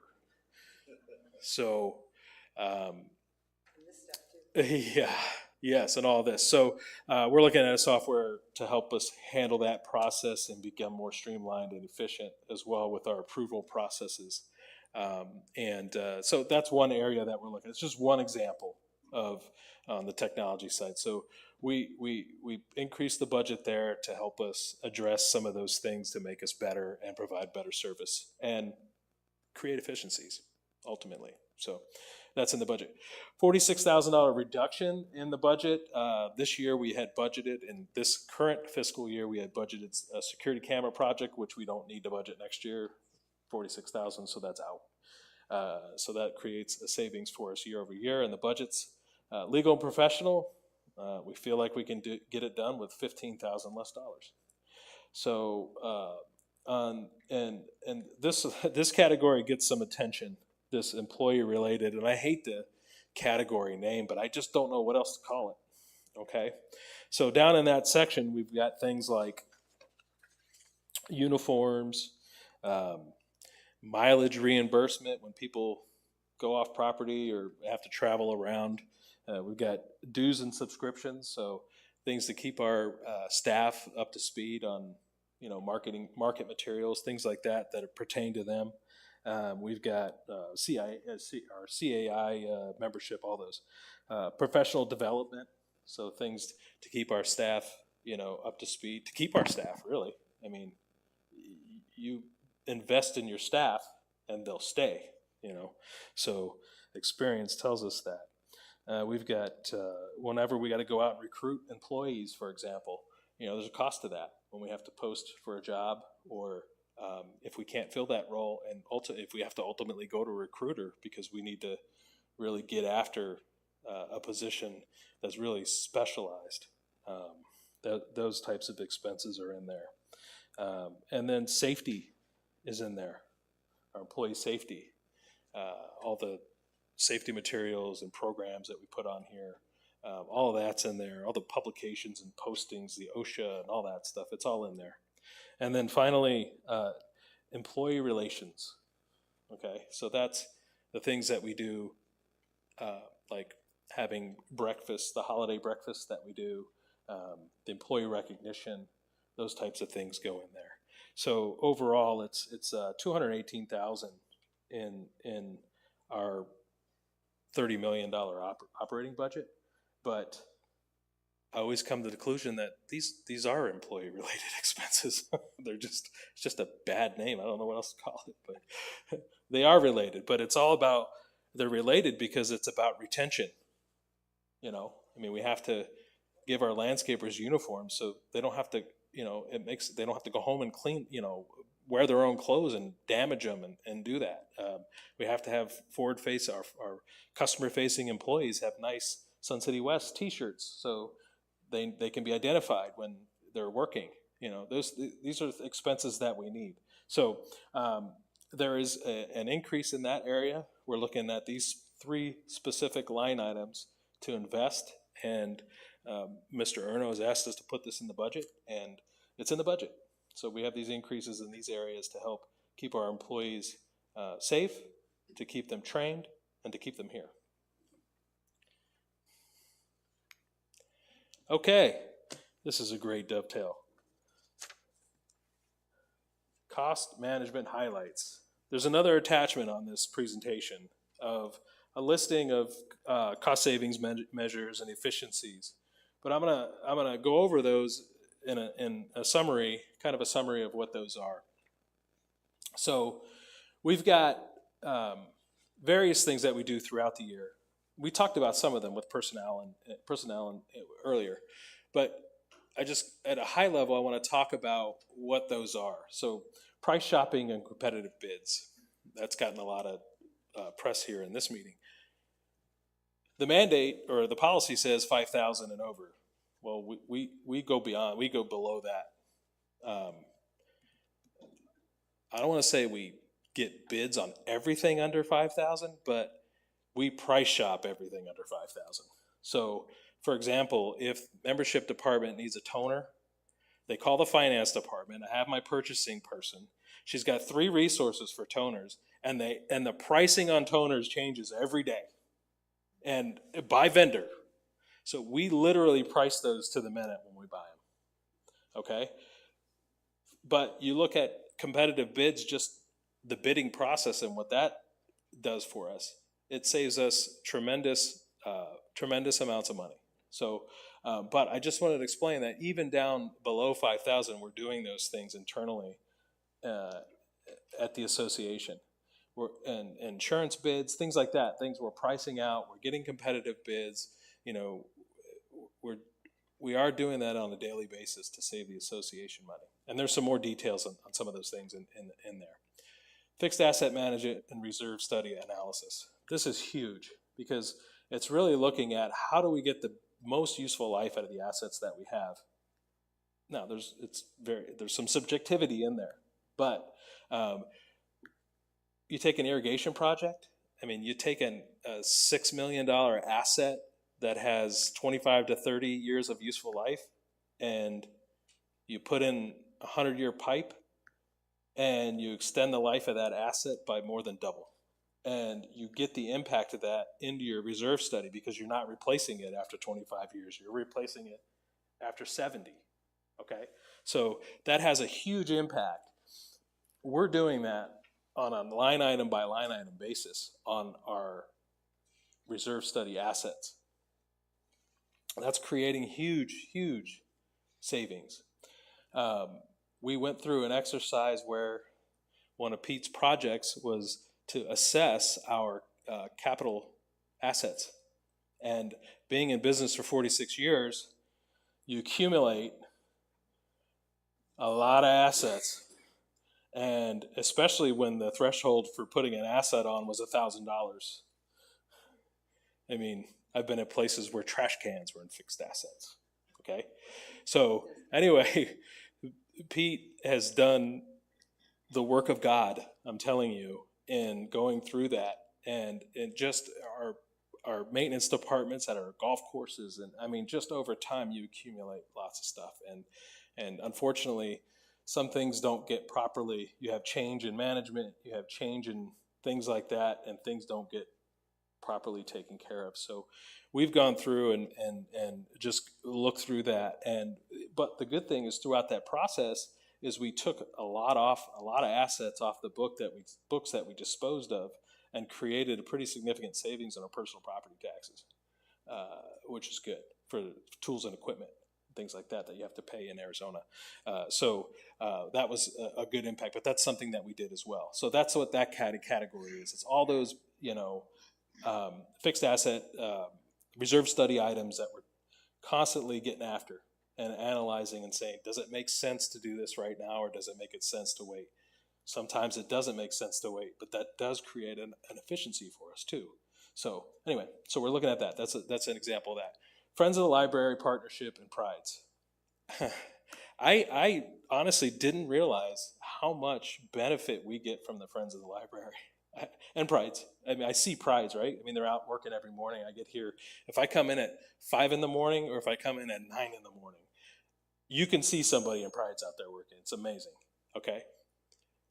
But Friends of the Library, they have a $150,000 operating budget for us this year that they pay for at our library that 8,000 of our members use. They pay for that. Okay. So that's a great partnership. That's hard assets on, hard costs on an operating budget. They have 22,000 hours of volunteer time that they volunteer. The volunteers volunteer to run that library for us. That's like over 300 grand in wages we'd have to pay for that. So it's a great significant impact to us, and it's a great amenity, and we benefit tremendously from that partnership. So those two partnerships are great, and we have others, but those are just two examples. We talked about leveraging technology to create savings. We talked about, Pete and his role and bringing on smart properties.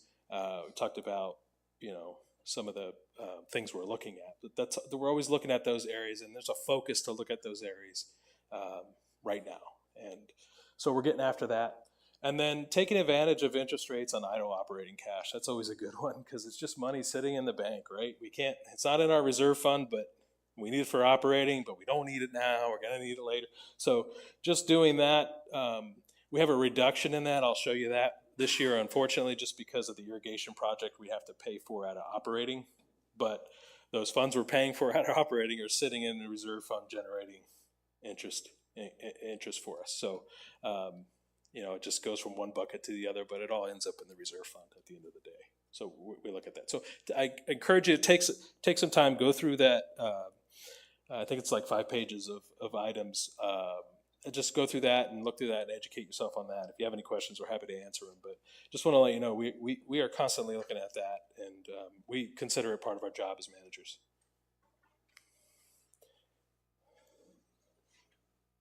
Okay, so we've got an additional overall 4% increase in the budget, which is approximately 1.2 million. And so how do we cover that and still feed the reserve fund? Well, we're fortunate that we've got opportunities. We have many levers that we can pull in terms of revenue.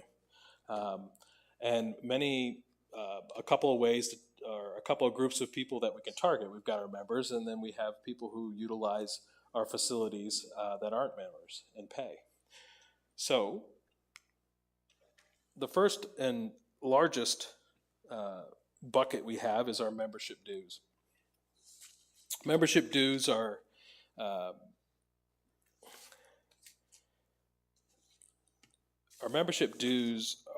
approximately 53% of our overall operating revenue is membership dues.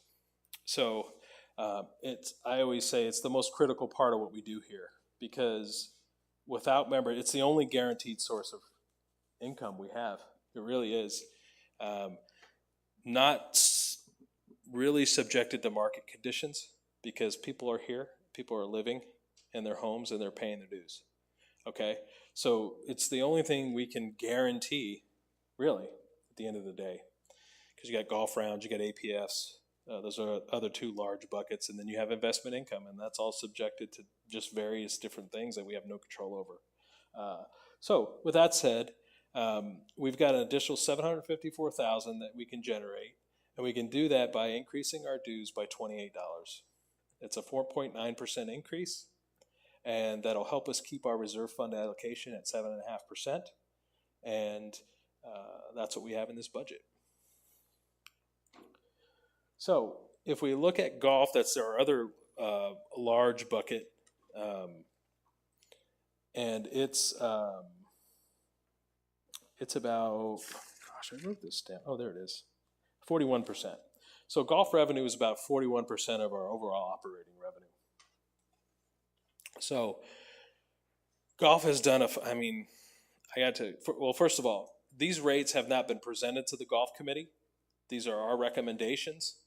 So we will present those at golf in March and Sports Pavilion. I just wanted to make that clear. So these could be changing, but the overall revenue need is there. We know what we need to generate in revenue. How we get there may change, but this is what we're proposing. So a $3 increase during peak season, November through April for non-members in golf. Okay, golf is.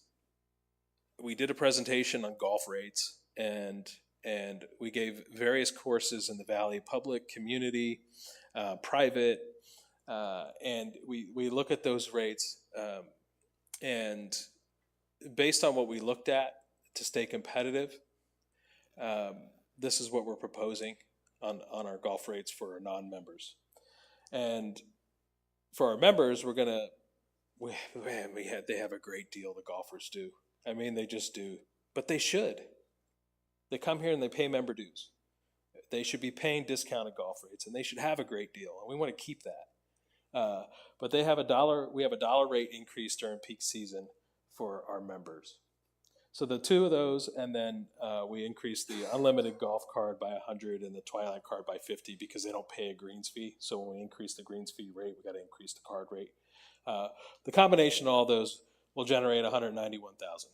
A very minimal impact to our members and to our rates. Our summer rates are, I mean, we're already the top of the market for our summer rates, and we struggle. I mean, we struggle in the summer getting people here to golf, and everybody does. It's just the way it is. We're not proposing any changes there to our current summer rates. Continue on with golf. This goes in line with the many different levers comment that I made earlier. So would you believe we sell over 130,000 buckets of golf balls at our courses? Yeah. Yeah. So we have the cheapest bucket of balls. I don't know. I've never seen a bucket of balls for what we charge. I've never, ever, anywhere. I don't know if we might be the cheapest in the country. I have no idea. Okay. So, that said, we're going to increase the bucket. We're proposing to increase a bucket of balls $1. And I know the golfers are not going to be happy about that. But now you can still get a discounted card. So you'll still get a discounted bucket of balls if you buy a card. It'll be a little bit less of a discount because the bucket's going from $3 to $4. Okay? It'll be a little bit less of a discount because we're not going to change the price of the card. You're just going to get less buckets with it. But the value of the card before, it was 2 to 1. So it won't be 2 to 1 anymore. It'll be 2 to 1 adjusted for $1, whatever that is. I'll get that number together because I know I'm going to be asked it at golf. So we'll get that together. But that'll generate $100,000 in revenue for us. Okay? So $1 increase, 100 grand there. Member guest and public trail fee. This is one we kicked around. This is like, you ever have those management meetings where you say, okay, give me some outside of the box ideas. Well, this is it. Okay, but it kind of is a good idea, I think. And we're going to present it. We'll see what happens. But we have a lot of patrons that come and support our golf courses that live in surrounding communities. And they either drive their cart here or they ride with one of our members when they come and play in group play. Okay? So we did an analysis on our golfers, and we found that there's 30,000 rounds of golf of non-member golf where the non-member is not paying for a golf cart. And when we have to be competitive in a market, you have to take your golf rate and add the cart fee, because that's when you're competing against public courses, that's what you have to do. Well, when we do that, we're already competitive. So, but when non-members come here and play and they don't pay for a cart, that impacts us negatively on our golf rate. So what we've decided is, because we know how to track this and we can implement this operationally, is when a non-member comes to golf, they are simply asked, will you be renting a golf cart today? And if the answer is no, then they will be charged a $3 trail fee. Okay? 30,000 rounds, $3, 90 grand. Okay? So that's a proposal in this budget. That will get discussed at length at golf, and we'll decide what we're going to do there.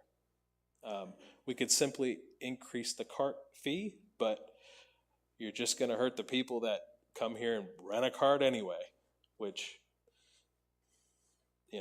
anyway. So we're looking at that. That'll get discussed, and we'll take some, obviously, we'll take some direction from the golf committee on that one to decide what we're going to do. That's proposed. It'll generate 90,000.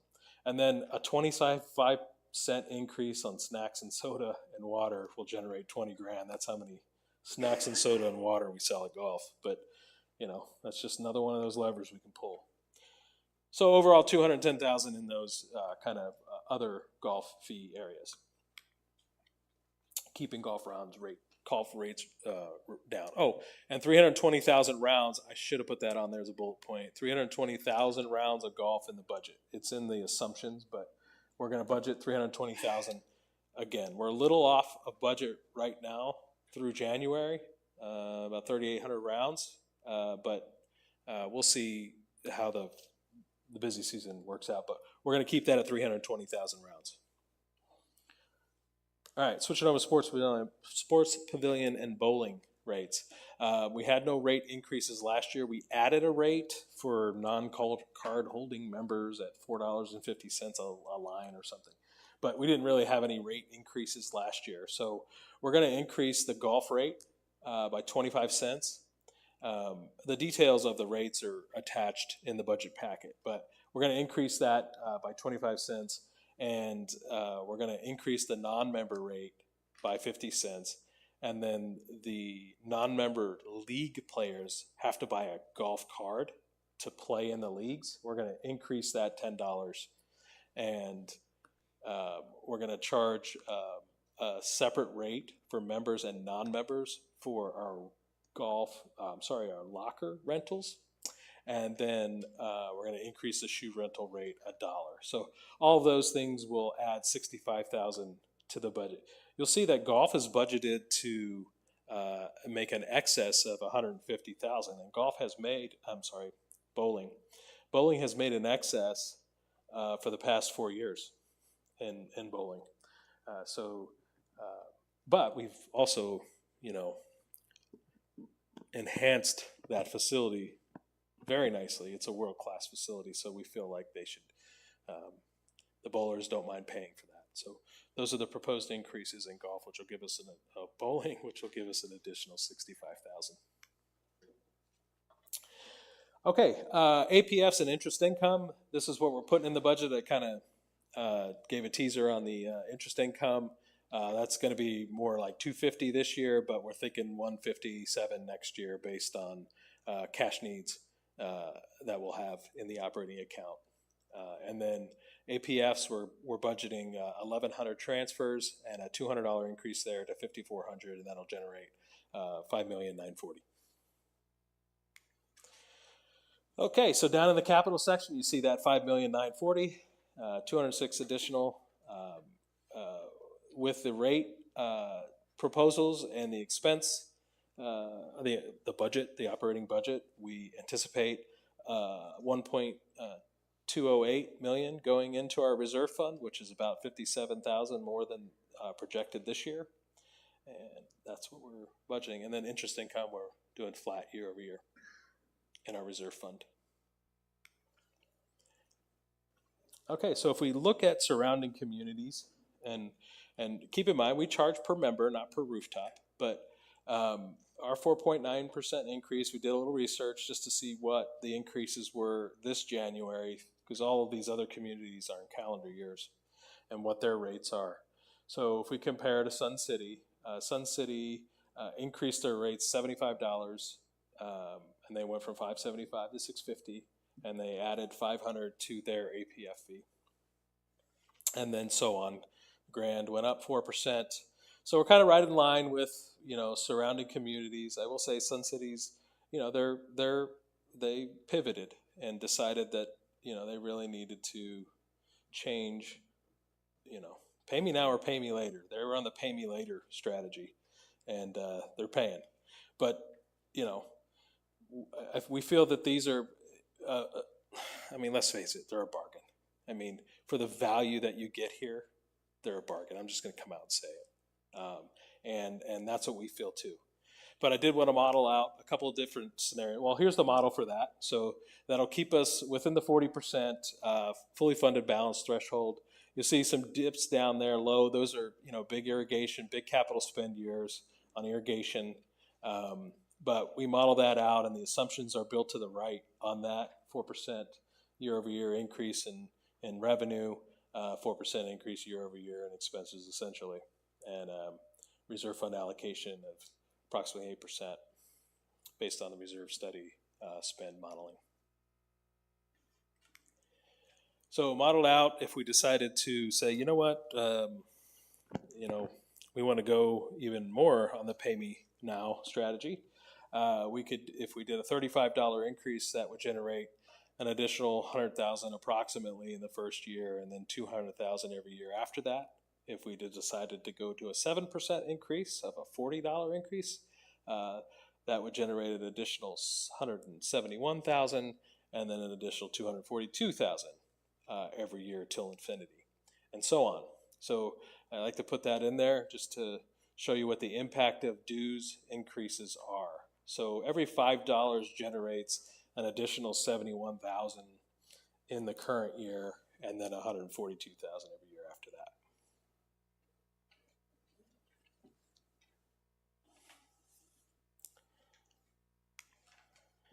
Important dates. So we've got those committee meetings at Sports Pavilion and golf. We've got our governing board will receive, present to them without a lot of discussion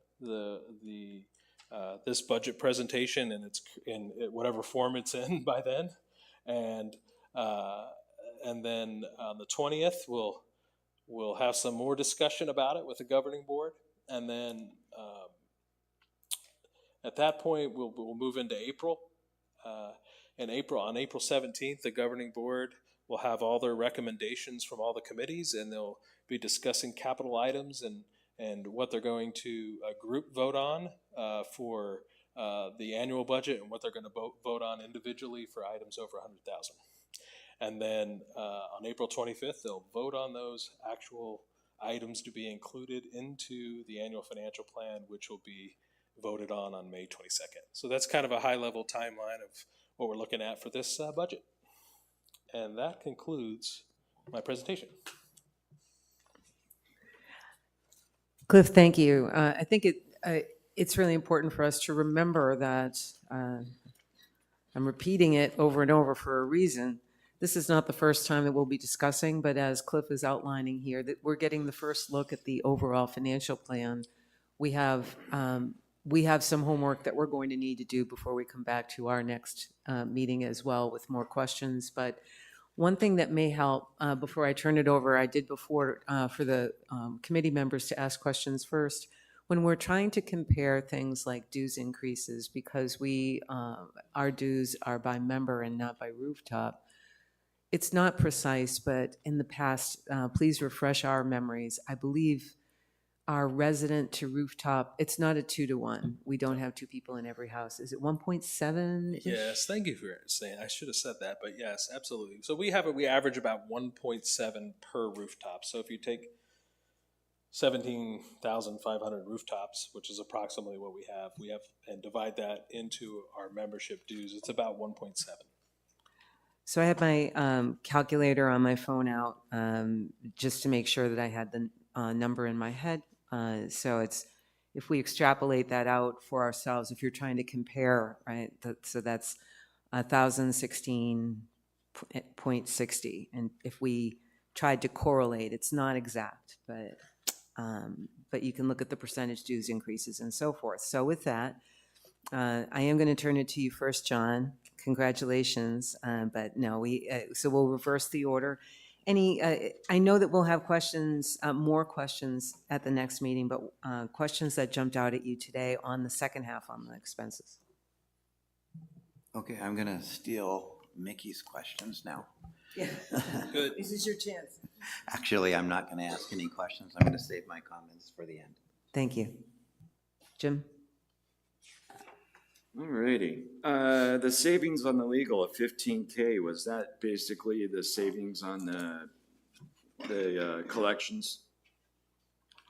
No, that's really attributable to, in there is professional services too, so, we had some, we outsourced some recruiting for certain positions this year, and we're not gonna see that next year, so that was the main difference. Okay. Can we get a display of the 290 PTEs? So under Stephen, it shows that there's 490 folks under him, Yes, but we keep talking about the FTEs, the 300. But, so that leaves leaves us a delta of 190, excuse me. Part-time employees, no? no, so how we get to the FTE numbers, we take so if you take the, if you take the, FTEs of 300 and multiply that times 2080, that's the total hours. So we take the total hours. So it's a mixture, but full-time employees, we have 200 full-time employees and about 290 part-time employees. So the full-time employees would be 200 FTEs, approximately, maybe a little bit more with overtime, with some of the overtime, hourly positions, and then the part-time would be the balance. Okay.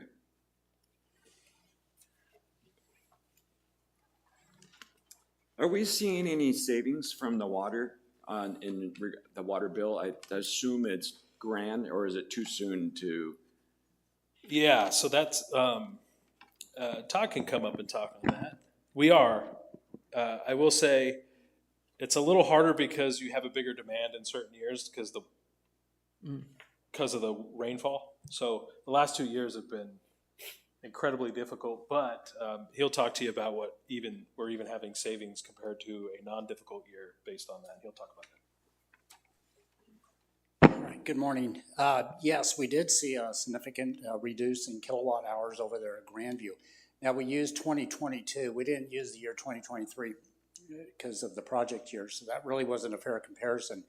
So as Cliff mentioned, it was really a difficult year last year. We didn't really receive any rainfall, especially during the monsoon season, and then the extreme heat. So I'm kind of anxious to see what this next summer is going to bring, but I think we'll get a good reading on that. We're going to see those savings over at Echo Mesa as well, so that's exciting.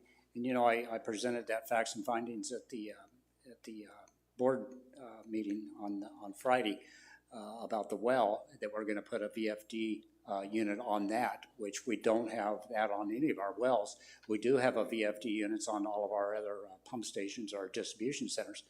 So we do see savings there. So I'm kind of excited to see what kind of savings we're going to see on the well pump, and then maybe that will expand to the other well pumps, the other 6 well pumps at some point too. So the answer is yes, we're seeing a decrease in kilowatt hours. The dollar amount on that was about $10,000 to $12,000 savings. Okay. So we're seeing some money, but again, I think that really wasn't a normal year. So we will see some significant savings as we go forward, and hopefully this year we'll have that. So. Okay. All right. Thank you. You're welcome. Insurance rates. Boy, I can sure feel the pain on that one. Mine all went up like 60% on my rentals. Have we given consideration of raising? I found the impact of raising deductibles beneficial. Has that been given thought, or are we already peaked out? Well, last year we did that last year. We went from 5,000 to 10,000 deductible, and we feel like 10,000's a good That's amount. what I went to. Yeah, but we may look at that. We're just starting the process. Our policy goes from March 1st, so we're kind of in the middle of it, but we haven't got anything back yet. We just got hey, it's looking like 15%. You know how the insurance companies do it. Yeah. We'll see that. I'm sorry to interrupt. I believe we see that presentation in May? Yeah, that's in May. Okay, Yeah. just so we, And then on the 1.7 on dues on the roof, I guess, or whatever you want to call it. Now, does that take into account the double dip on the tenant cards? No, it doesn't take account the tenant cards. Okay, so that 1.7 is actually probably a skosh higher. I mean, yeah, I guess. I mean, if you When we took were the double dipping, right? I pay and then my tenant pays. Yeah, Jim, I'm not sure, I'm not clear on your question either, because do member dues include all of it, associate members and owner members, or is this just owner member dues? it's just owner member dues. Thanks. So, yeah, when you were saying it's not a two-person per roof, you're making an argument of 1.7. Well, you toss in the double dip of a tenant that it's in that property, it went from 2 to 4 now. And so that's why I'm asking. Yeah, if I don't that believe was it's in the comparables either, but yeah. Okay. So it is a little bit higher. Okay, that's it. Thank you. Oh, one thing so I stayed up to midnight doing a little research, playing around with board docs. I mean, we did a great job in the past of keeping our APFs at 3,500. And the fiscal year 21-22, I mean, for the last 3 years, we've gone from 3,500 to 5,200. We saw a 49% increase in 4 years there. And we went from 497 to 570 with a 15% dues increase. And now we're creeping up on the 5 year. We're going to 54% and a 20%. There's a lot of folks that live on fixed income in this community, and you did an amazing job, and I get the struggle. But when I'm looking at the history, it just seems like it's constantly going back to the well, if you will, raising dues, raising APFs. Yeah. Well, the thing that kind of drives us is our reserve study. Okay, so we're up over 100 million in assets on that reserve study. When you apply 1 year of inflation to that, even if it's just 3%, that's $3 billion in inflation before we add a nickel to our reserve fund. So we got to cover that, but we got to cover at least 40% of that in our reserve. So it's daunting. It's daunting, and this facility is 46 years old. Now, some things are newer, but we're not a new community anymore. And, we have to plan for the future, and that's what we're doing. That's what we're doing. And we've been in a hyperinflation environment in the last 4 years, which has contributed to that. So if you added up all the inflation numbers since then, it's probably close to 30. Not sure exactly what it is, but it's up there. Yeah, it's up there. So yeah, it's unfortunate, but we have to plan for it, and we have to stick to those goals that we have, which is to keep the place looking nice and to keep it attractive with our competitors. And we're in line. If you look at the comparables, we're in line with what the market says. We're under actually on dues. So APF, so we're in line. And that 1,100 at Festival, they have to pay a CDE fee to Buckeye. I don't even know what that is.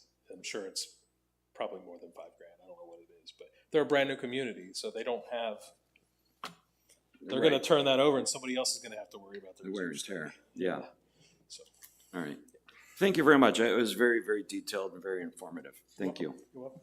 Jim, thanks for staying up till midnight. Seriously, it's sort of indicative of the level of commitment that all of our committee members show to our community and to their work. So seriously, thank you for that. It's not the first. There'll be many more folks who will have the similar sort of analysis and question, but thanks for that. Mickey? So Cliff, I want to talk just a little bit about golf. So, and we've had this conversation before, that you have to walk the line a bit between how much you increase and how many rounds are going to come in. We have to attract people. And So you have to be very careful about being competitive, right? And so my question is that $3 rate, $3 rate increase, does that feel competitive? Does it feel high on non-members? What does that feel like? It definitely feels competitive in that window of time. The thing that we don't have the luxury of, and this is something that we're going to be delving into for future, we're just not there yet, is being able to do dynamic pricing. Oh. We don't have that. So other courses do, so they can set the market on their rate real time based on supply and demand. And so it's a little tougher for us too, because we're restricted by policy. So we can't dip below what a member would pay, for example, for their rate. So that's going to still handicap us a little bit, but no pun intended. But you know, that's something we're looking at. But yes, it keeps us competitive. I feel like, you know, I mean, we still have open times on our T sheet. Not like February through April we're slammed. Right. We still do have open times on our T sheet, and we have to be very sensitive to, because a lot of our rounds do come from the immediate area. Right. So we got the luxury. We have 7 golf courses. Grand's got 4. Cortabella's got 1. You know, so when people want to golf other courses, we're lucky that they live in the immediate area and they want to come here. But they do pay discounted rates from where they're coming from.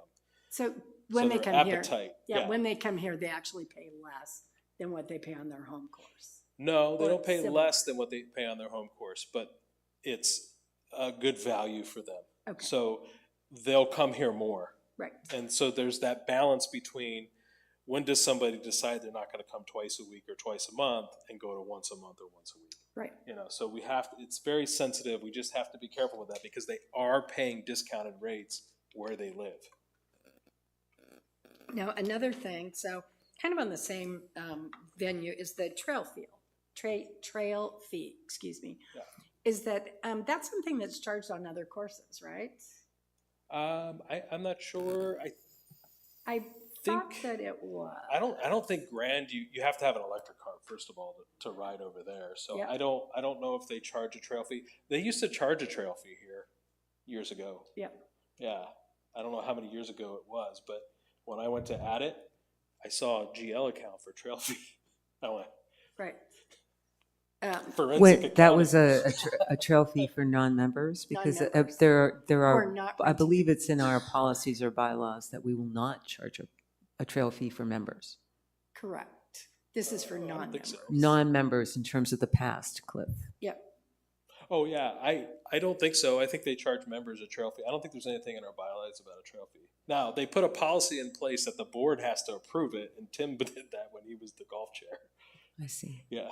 It's in existence, though, I believe. I'll look it up. I remember last year there was an extensive debate on trail fees at the golf committee. Yeah, yeah. This was a way for us to charge more for the outside golfer without having to increase our rates, because that's who we're trying to target, because those are the people coming here and getting deeply discounted rates compared to what they would pay somewhere else. Now, the only problem with that is if you do have someone that comes in from out of town that's an actual member guest, not just a member guest that lives over there or over there, you're going to pay an additional $3. And generally speaking, the member pays for it. They pay for their guest a lot of times, I'm guessing. Right. So there's, well, it's going to get a lot of discussion at the golf committee. So exactly, all of the like the golf and bowling is going to do a deeper dive. But please continue, Nikki. Okay, and it does again. Just to comment then on the surrounding communities, the dues and the APFs, and there is always quite a bit of conversation around the increases. But I do think that when we look at this, particularly for our annual dues, it does appear to me that our annual dues are quite a bargain. The APF is more in line, but I think that if we looked at this in terms of revenue, if you decrease one, that's going to put pressure on the other, right? I mean, I think that's what you're really talking about here. And so if you look at this in total, what we've decided to do, it looks to me, is to be competitive on APFs, which allows us to be a bit more reasonable on annual dues. Yeah, and inflation put massive pressure on that reserve study. And like you said, it's got to come from somewhere. Right. And you know, we try to keep that balance with dues and APF fees, because we're and I didn't speak on this, and I should, because it got brought up, is we're very attuned to our population, and we want to present the best, we want to balance it the best way that we can without hindering the rest of the community. We've got to look out for the whole community. So when we look at those dues increases, we certainly consider that. And then when we look at APFs, and the other thing is we have a nice facility here. You should have to buy in if you're coming here to live, because of those members that have been here for decades paying dues, supporting this. Even for that fact alone, you should have to buy into this. This is a special thing we have here, and they'll never make another one, ever, with 7 golf courses. It will never happen. Never say never. Probably won't happen. Exactly. One quick question you have, looks like, John, raising? I was just gonna add. Yes. I was just gonna add, in that trade-off between one and the other, buying in, and I'm looking at $5,500 for an APF to Pebble Creek at $3,200. I don't know if that would sway my purchasing decision if I was weighing, but I look at $650 for year one and $3,260 for year two. I make that up in 1 year. So I, as a buyer, I'm looking at what it's cost me every year as opposed to the one-time charge up front. So yeah, and Pebble Creek's is tied to their APF is tied to their dues. You pay an additional 1 year of dues. That's in their policy. Right. Yeah. but that's the case for all of those. You can turn your microphone. Yes, absolutely. Yeah. Yeah. So, Mickey, any other? No, I'm good, thank you. I neglected to be watching the big clock, but somehow I missed it. Although this may not be the best time, I'm going to propose we take a 10-minute break. We have a long way to go, I believe, through questions both from residents and ourselves. So we will take a short break here for walking around and using the facilities. We will resume at 11:30 local time. Thank you.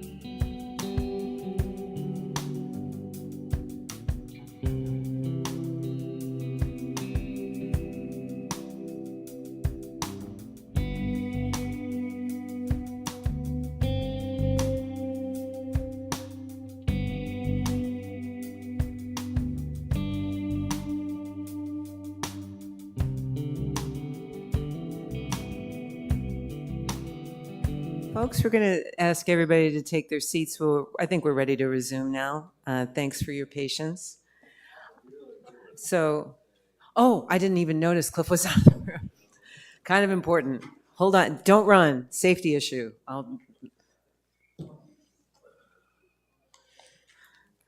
Pretty important to have Cliff back in place. I apologize, Cliff. No worries. So again, we're back in session at 11:30 as expected. So we're at the point in our agenda where we're asking questions on the financial plan, specifically on the operating expenses that are non-payroll related. So we ended up with Mickey. We'll go now to Ed Westall. Cliff, on our parking lot, I saw we had a reduction in painting and striping. Now, with all that work that we did with parking lots over the last few years, are we going to anticipate then that savings is going to continue? Yes, we do have a rotation for the seal and stripes. They help us get that 30-year life out of the asphalt. But as far as the irrigation projects, there was actually one earmarked for this year's capital budget that we've, through the vendors, decided that we're actually going to kick that down the road a little bit in the capital budget this year in FY25. But yes, the parking lot projects, we're pretty much done for 30 years on those, 25, 30 years on the actual mill and replaces.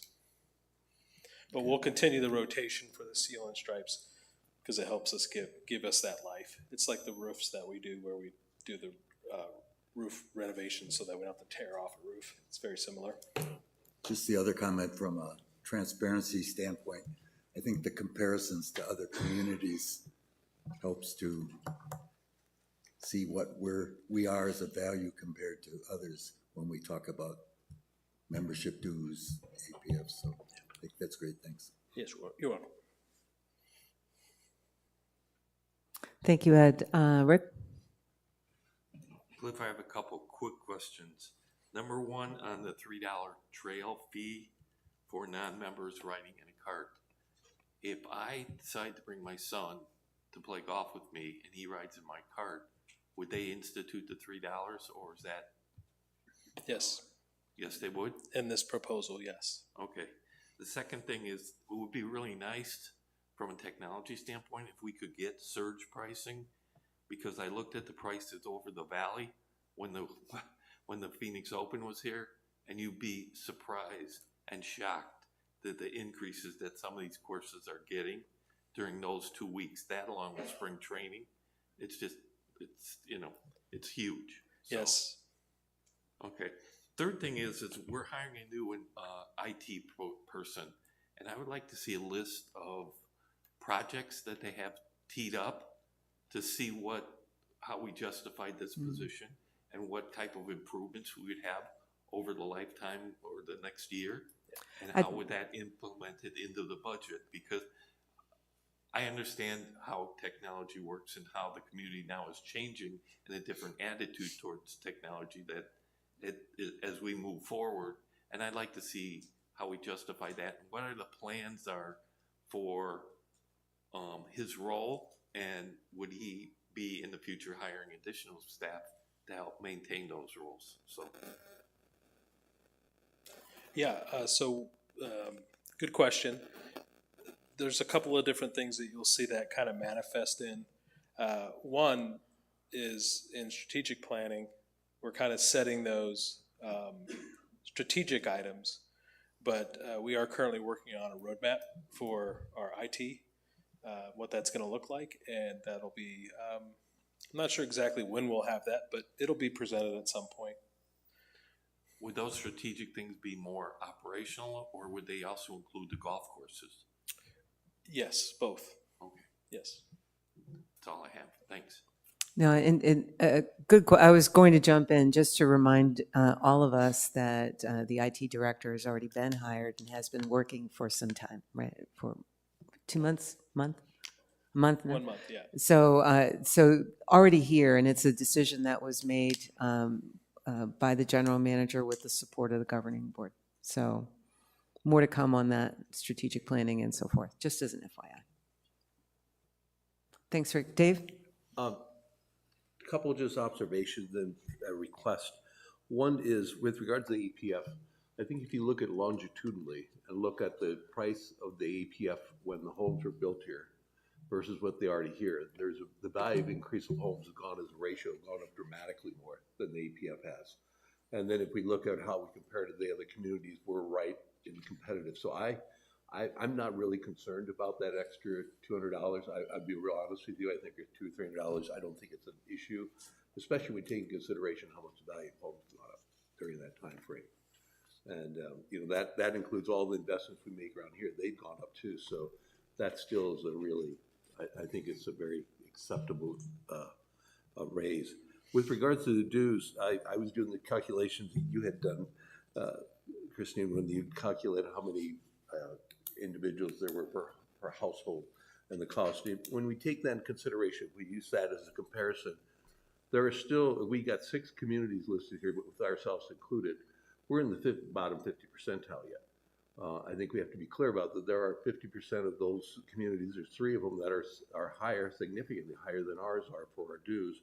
I understand the sensitivities and the concerns of the community for increase in dues, but we still, I think, are fairly competitive, especially when you look at the 2 communities for which we are a little bit higher, if you take into consideration 1.7. So, you know, I understand the challenges there are for those that are on fixed income, but I also think that for the value we're getting, it still is a pretty good value.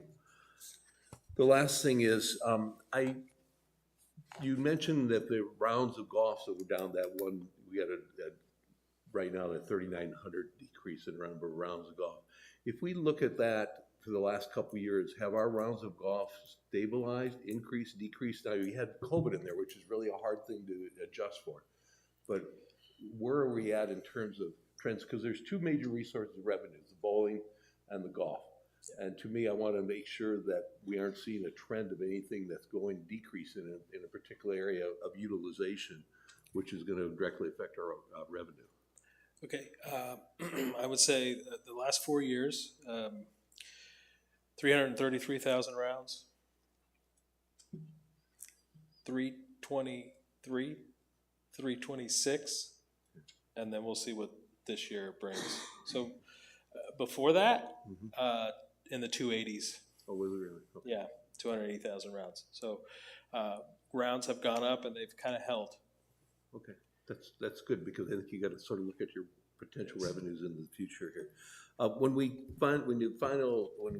After you've had a chance to meet with golf committee and the bowling committees, it'd be helpful for me to understand, because I don't play either of those, but I'd like to be able to know what our comparisons are. We could have some of the local surrounding golf courses when we have some of these fees, because this is a generalization.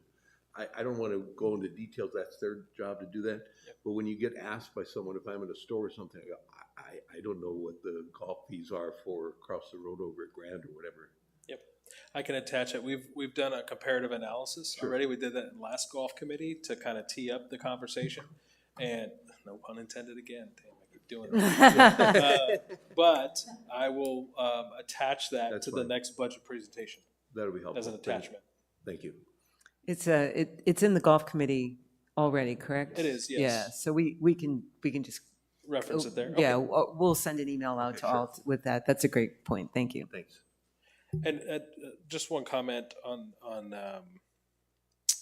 the escalation of the APFs and one thing I didn't note is that typically in industry average for membership dues contributed to the reserve fund is 15 to 30%, and we contribute 7.5% this budget from member dues. So, you know, still a very good ratio, again, comparatively speaking to associations.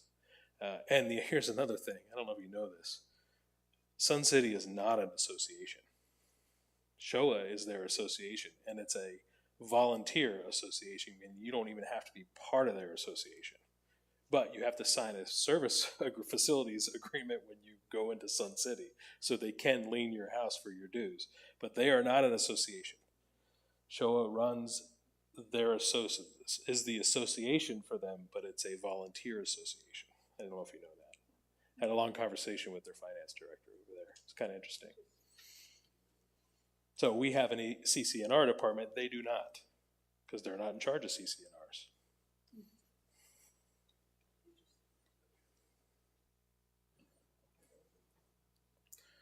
Chris?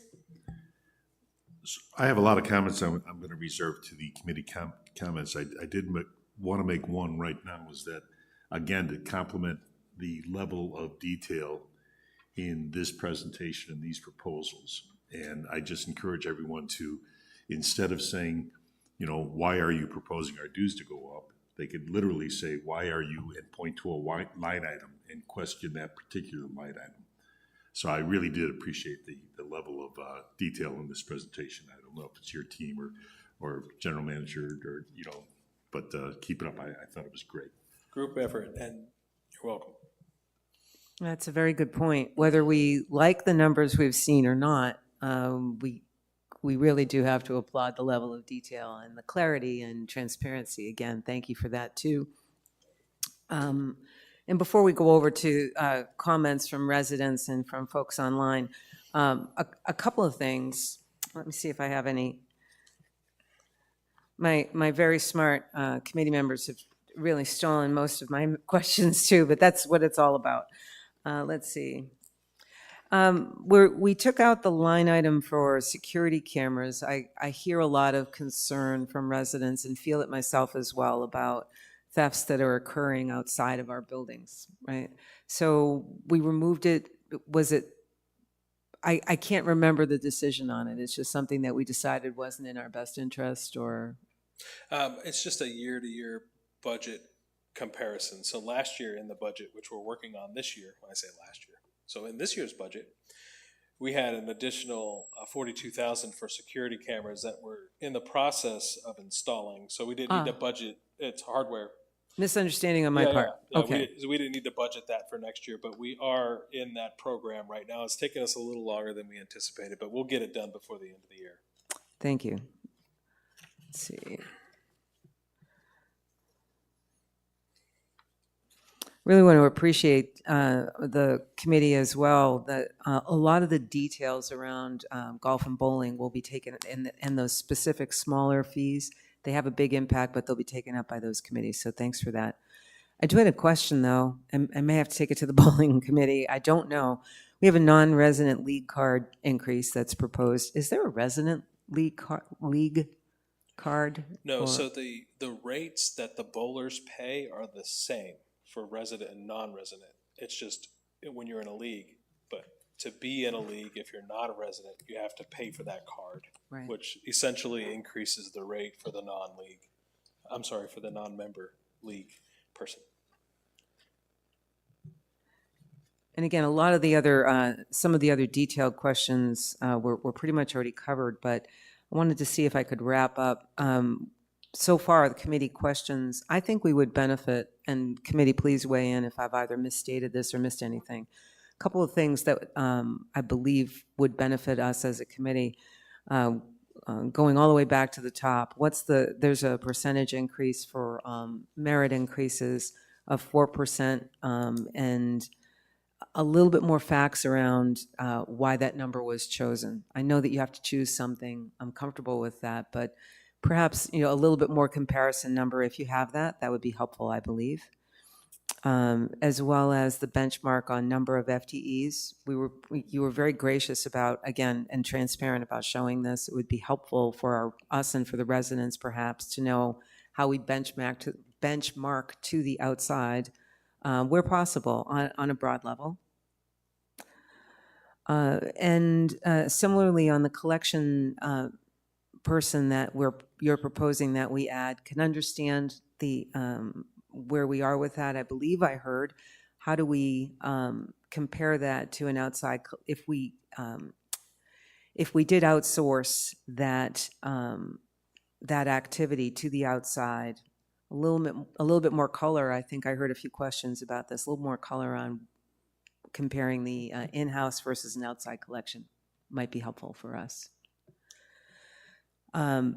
Some questions on the water savings. This is, it's so hard to quantify, Todd, I understand, but if you do have anything that you can show the residents and us on what we've saved, that would be great. You always give those community-wide updates with those numbers, so we can look to those as well. A little bit more outside comparison of golf and bowling rate increases. How do we compare to the outside? This will likely, I assume that would be covered in the committee meetings, but if not, I think we'd like to see that.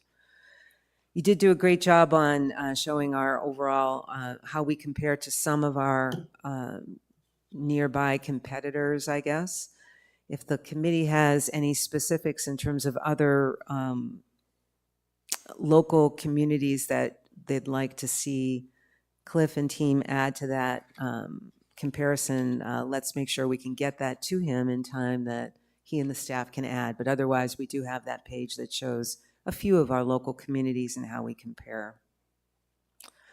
For our committee, again, and we'll be inviting resident comments, this may expand, but there are so many attachments. If you haven't had the chance yet to go through this, in particular before our next meeting, please make sure you really comb through the page or 2 pages of assumptions, as well as all of the cost management savings type of details that are embedded. There are a total of 4 attachments to this area. So, and they're all in our paper if you'd like to work with the paper.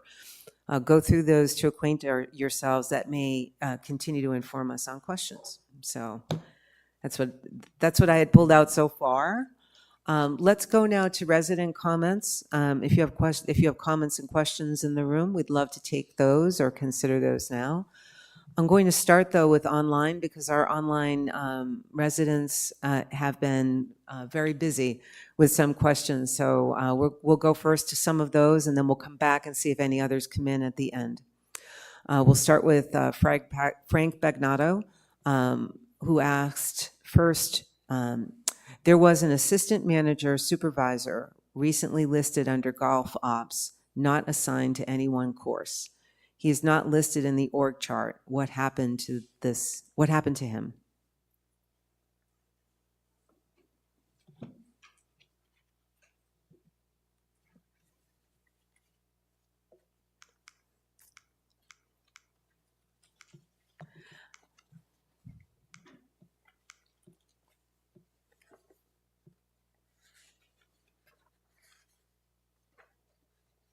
So I believe he's referring to the golf ops coordinator, and that is rolled up to, well, it's right here, but this is the admin golf, and it rolls up there.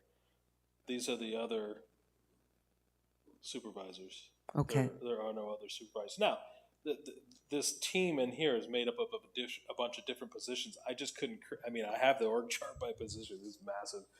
I think it would fill up the whole wall. Oh, no, that's fine. Again, the resident question was, there was a specific job that Frank Bagnato that he was questioning. So I'm not familiar if, I know there's a delay, so perhaps he will have the time to be more clear on the question. I don't know. Yeah. Thank you. We'll move on. Dave DeWitt, rec card number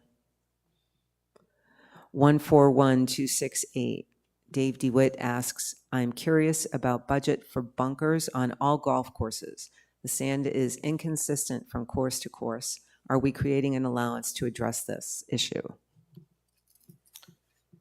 So we have bunkers in our reserve study to be done. So I don't know if he's referring to a maintenance issue or a bunker project. So we do both, and we have both in the operating in terms of maintenance, and then in the reserve study in terms of bunker replacements.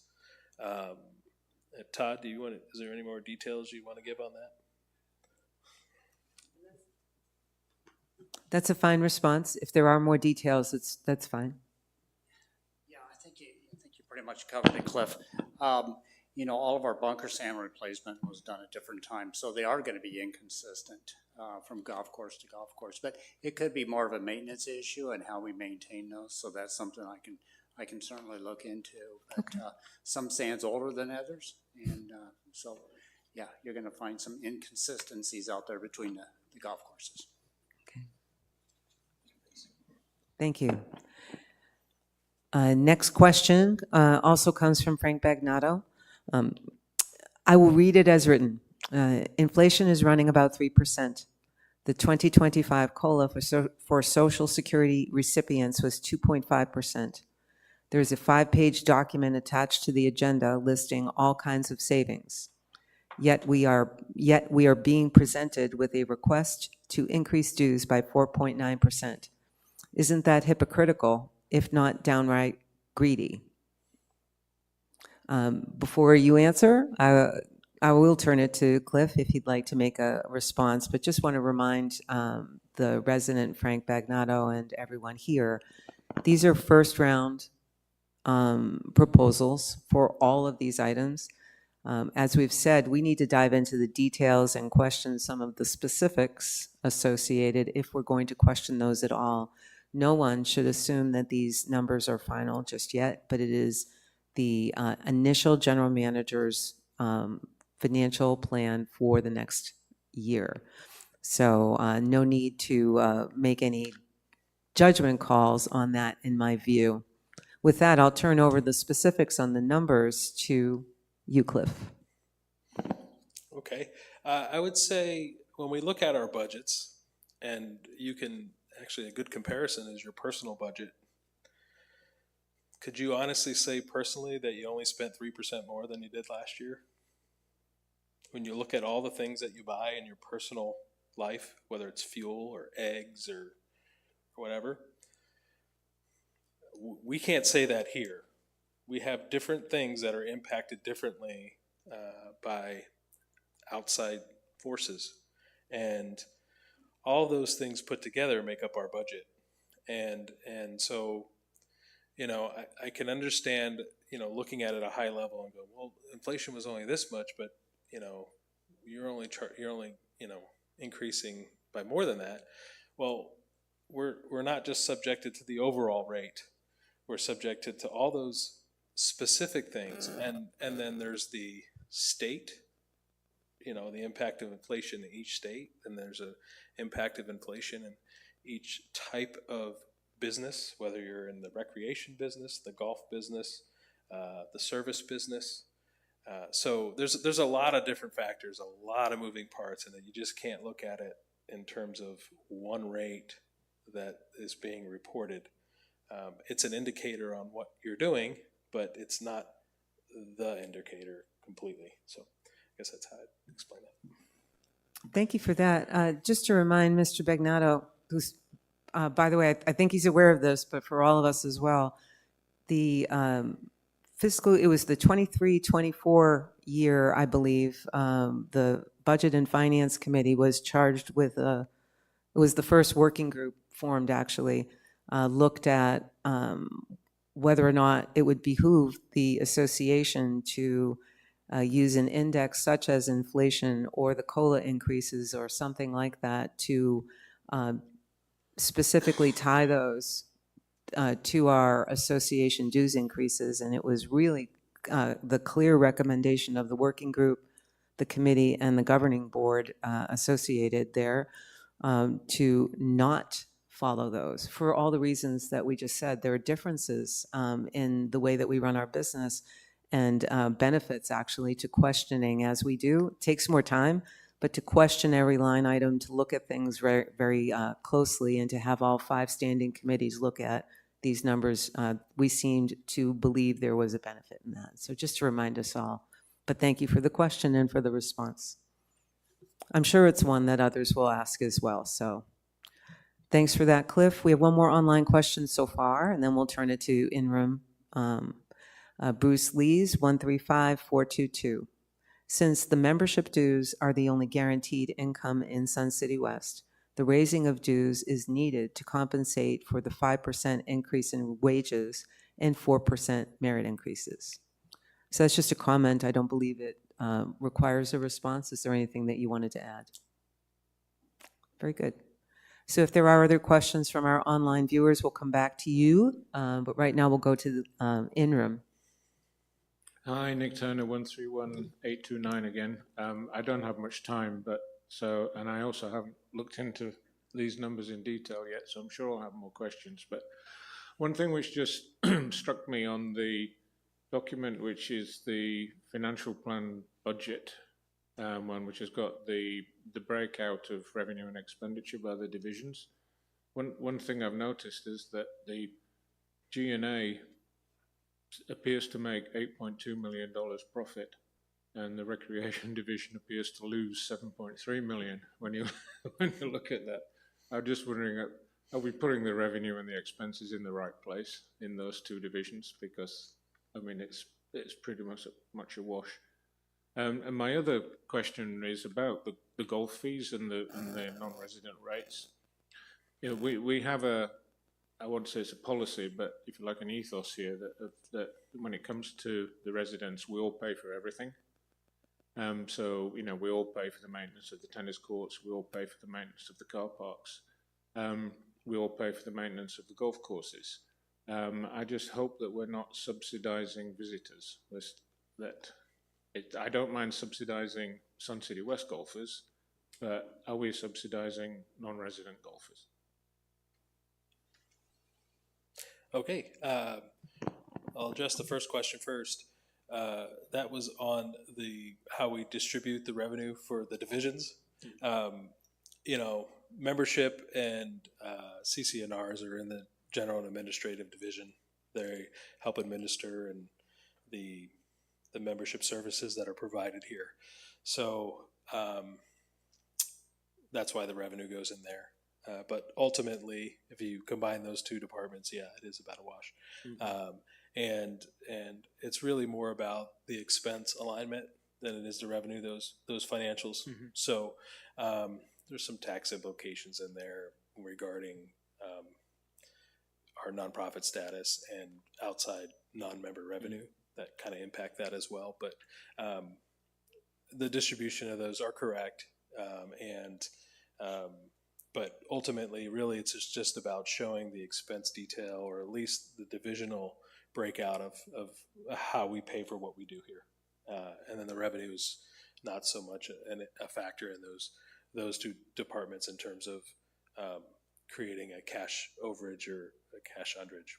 However, in golf and sports pavilion, very important, because those are, you know, retail, so to speak, with our members and non-members who end up here. And with golf generates, what did I say, it was 41%, it's 12 plus million.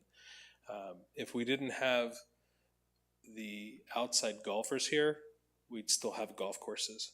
So every dollar, every nickel we generate from non-members when it comes to golf, which is about 20% of the revenue, subsidizes golf. Thank you. You're welcome. Any other questions in the room?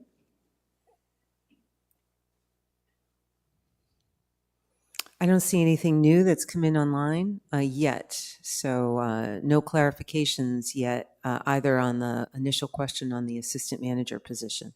If it comes in before the end of the meeting, we'll certainly read that. Again, it would really help, I believe it would really help me, I can't speak for the rest of the committee, to see some of the follow-ups to come back into our next time that we have the opportunity to ask some questions in more detail.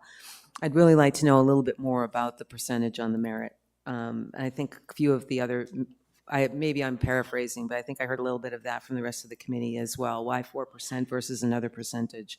And how do we benchmark to some of the others? Can certainly understand we want to retain our employees. I believe we'd all want to, we'd all agree with that. But just some of the specifics so that we can dive into those numbers would certainly be helpful. And Cliff, in terms of I know the presentation dates that we've seen that are going to the specific committees for golf and for sports pavilion, and they're going to have the opportunity, they're going to see more detail. I believe, right?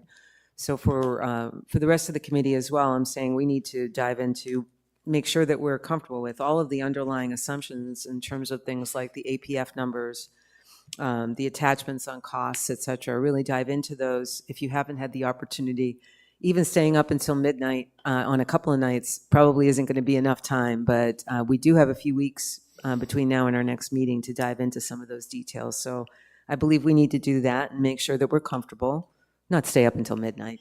I mean, I keep using Jim's example, but hopefully take the time to go through those and feel comfortable and be prepared to ask those questions. And yeah, I think a little bit more detail would be helpful as well.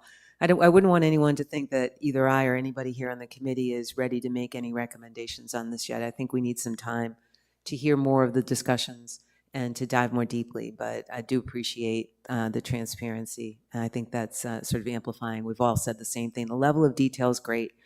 I don't think anybody loves seeing prices go up, but all prices everywhere, as you said, are going up. So it's just something that we have to make sure that we're budgeting for and planning for. So thanks for the details. Any final comments from you before we move on? No, other than that, I have some great takeaways, and I'll be happy to bring that data back for the team and for the community, and incorporate those as well in the Sports Pavilion and Golf Committee. So good feedback for them too. So. Yeah, thank you. And thanks for all the questions from the committee as well as from our residents as well. I believe that wraps up 3.03. So with this, I'm anxious to hear committee comments because I've heard several of you say you're holding comments until the end. So we'll start with you, Mr. Waller. Okay, great. Yeah, I took some notes and I realized these are comments more than anything else. So, I believe we want to trust our team and trust that they're doing a very good job. And at this point, I think I do, but I also realize that it's our responsibility as a community to question as much as we can, right? So that they earn that trust. The last couple of sheets that we received as far as cost management, I think are really, really informative and very helpful. And then again, I'll just ask that gets displayed more often to our residents so they realize that we have a culture here in the team to try to save money when we can save money and where we can save money. Even if it got down to the employee or the resident, the employee's name who maybe made the suggestion or did the work or got it done, just to build that culture, strengthen that culture as much as possible. The other comment I thought about, the way I'm looking at this, I'll take for an example, the trail fee that we're discussing. When I look at this, I look at a $90,000 gain if we have a trail fee. I'll be real curious to hear what the golf committee says about that. But scratch that idea, and in order to get the same result, if we don't find a savings somewhere else, it's another $3 and something in a rec fee charge, right? So when I look at it, everything is a give and a take. And then the last thing that I'll mention is we've heard mention often, and it's very, very real, that we have people on fixed income that struggle, to live here and afford the things that are here. But the way I see it, we've got a bell curve. We've got people over here that are maybe strapped for cash on fixed income. We've got people on this side that are, very financially very, very comfortable. And I think what we have to do is manage that middle 80%. And I think that's the goal that people are trying to do here. So I don't have an answer for the people who are on fixed income that say, I don't know how to make the bills other than charities and we all help out. And I don't have an answer for the financially, secure people that just might want to say, why don't we build this and add this and do this, right? We have to manage towards that middle 75 or 80%. I think that's it on that subject. The other thing that I just wanted to add as a general comment is I think most of our residents are very, very happy, and I'd like to hear more of their input. I know that, when you're in the pool or on the golf course, people comment and say that, but I'd like to hear more input about what people are happy about, what they're not happy about, any changes we make. not just dollars and cents, but in services, how it affects them or how it doesn't affect them. And maybe that's a call to residents to say, somehow document this or let people know. Because that's, I think, the only way we know whether we're doing a good job or not. Here on that one. We'd all like to hear more from residents, so thank you again to all of you who are here and online, and please do provide that input. A commercial for the, I had to look up the date. Where's the budget, what's the date for our budget, our public budget forum, Cliff? 24th and 5th, April? Oh, there it is. I'm sorry. I'm holding the piece of paper in my hand. April 24th and April 25th, one in the day and one in the evening for folks with different schedules. So those are our community forums, but you don't have to wait until April. Please let us know in advance. Thanks again. Good comment. David? Just to comment that I've served on a lot of boards, and this is a very detailed analysis of how we're planning to spend money and the fees in which we collected everything that oftentimes are not entailed in larger board of directors meetings. What that means, though, is that there's a lot of work that goes on behind the scenes to put this together. And I want to thank Cliff and their entire team and the people sitting in the back that you do all this work to put this together. As simple as it takes time, and that's time that does cost us dollars. And so I think we're getting a good value out of that, your work. And so the transparency is there for the members of the community if they really want to look at and see where it's at. So there's nothing being hidden. And I think that there's always going to be disagreements about how much we do, 1% here or 5% there. But the concept of how we're doing this in a way that's transparent should ensure competency in what we're doing is, I think, is current and is present. So thank you very much. That's all I had to say. Thank you. Rick? I just want to thank Cliff and his staff for putting this together, very transparent, a lot of detail, and we have to trust the experts who deal with this on a day-to-day basis. The other comment would be, I'm going to attend the Golf and Sports Pavilion Committee, get more detail before I start making carte blanche assumptions, so. Indeed. More work for us, but yes, I'll be at those meetings too. Ed? The meeting was a little long, but I think it had to be long. We also didn't have 2 meetings earlier this year.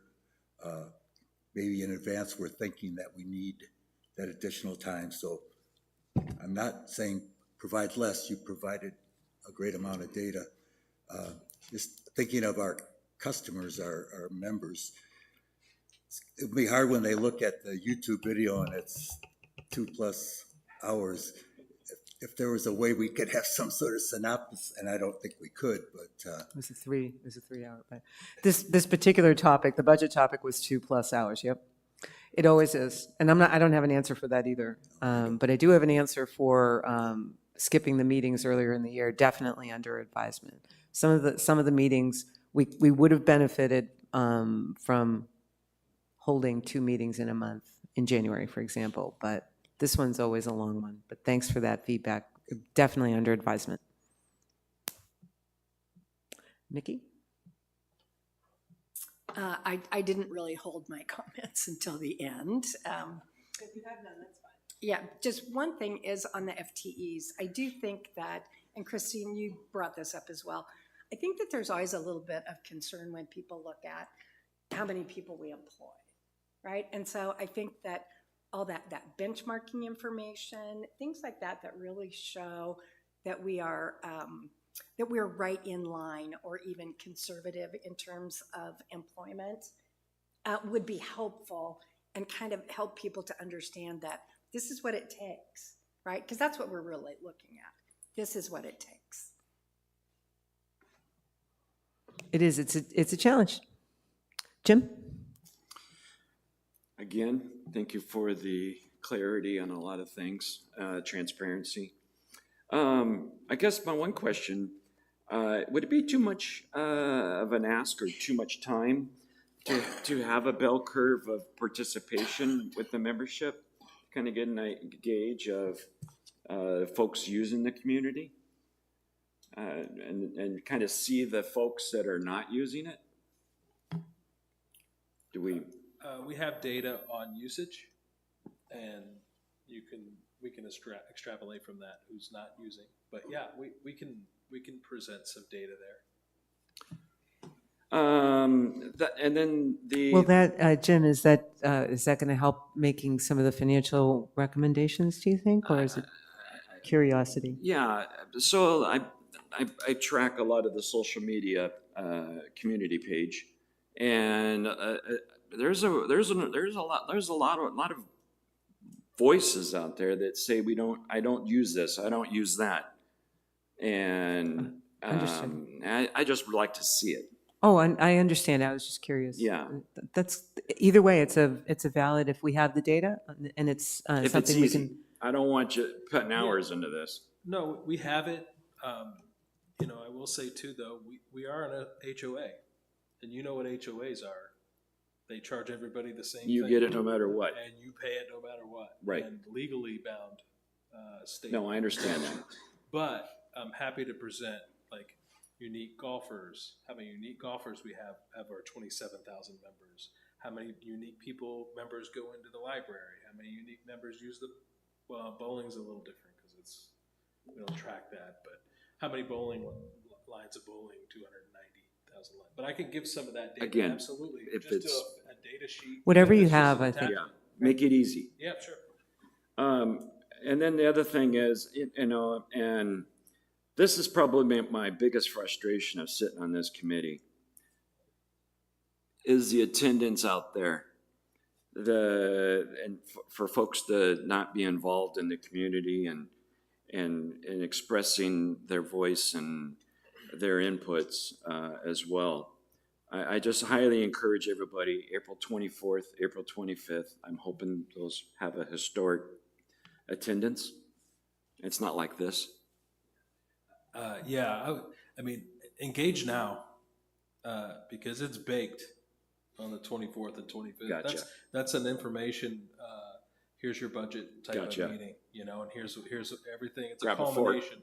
Absolutely. So we need people to engage now. Okay. Yep. And then kind of along the line of what Chris was saying, I kind of like I'm sure with Stephen being on board, and just it'd be nice to, if there was a program of incentivizing cost saving suggestions, they probably already have that, but it's just nice if we can be assured that we're getting 10 cents out of every 5 cents that we're spending. We're stretching every nickel that we can, but I'm sure we are. Just have that assurance that we are. Other than that, thank you very much. John, any final comments? Couple. I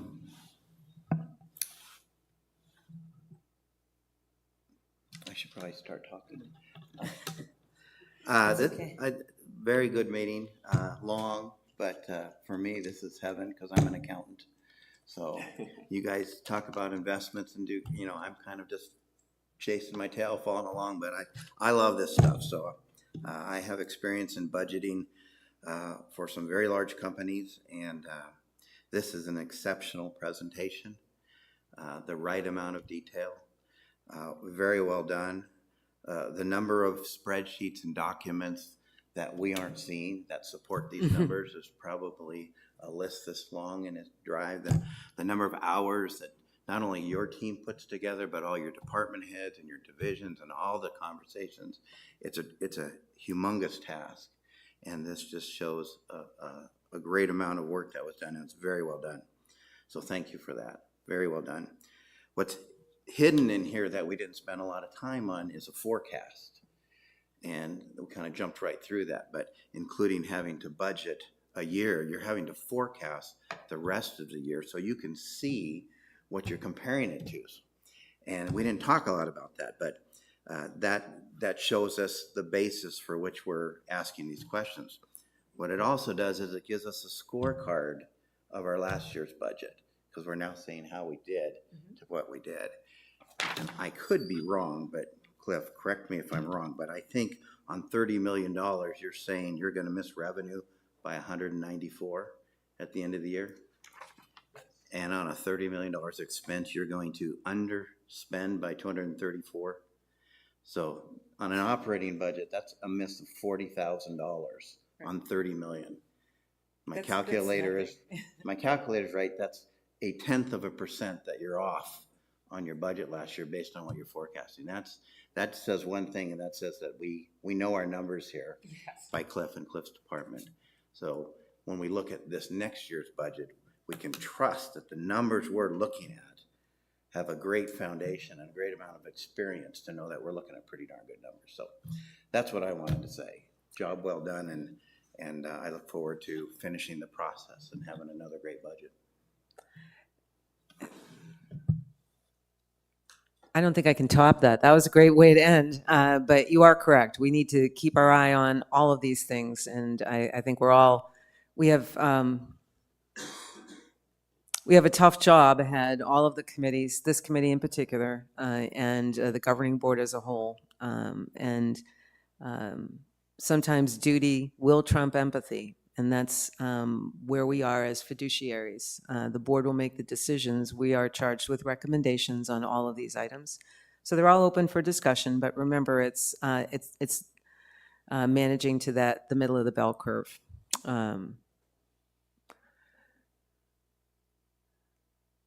There is one final question that came in from a resident online that I'll read. It's is it from Bruce Lees, 135422. Is it possible to change our budget year to calendar year to better align our bookkeeping so we aren't overlapping half a year every budget cycle?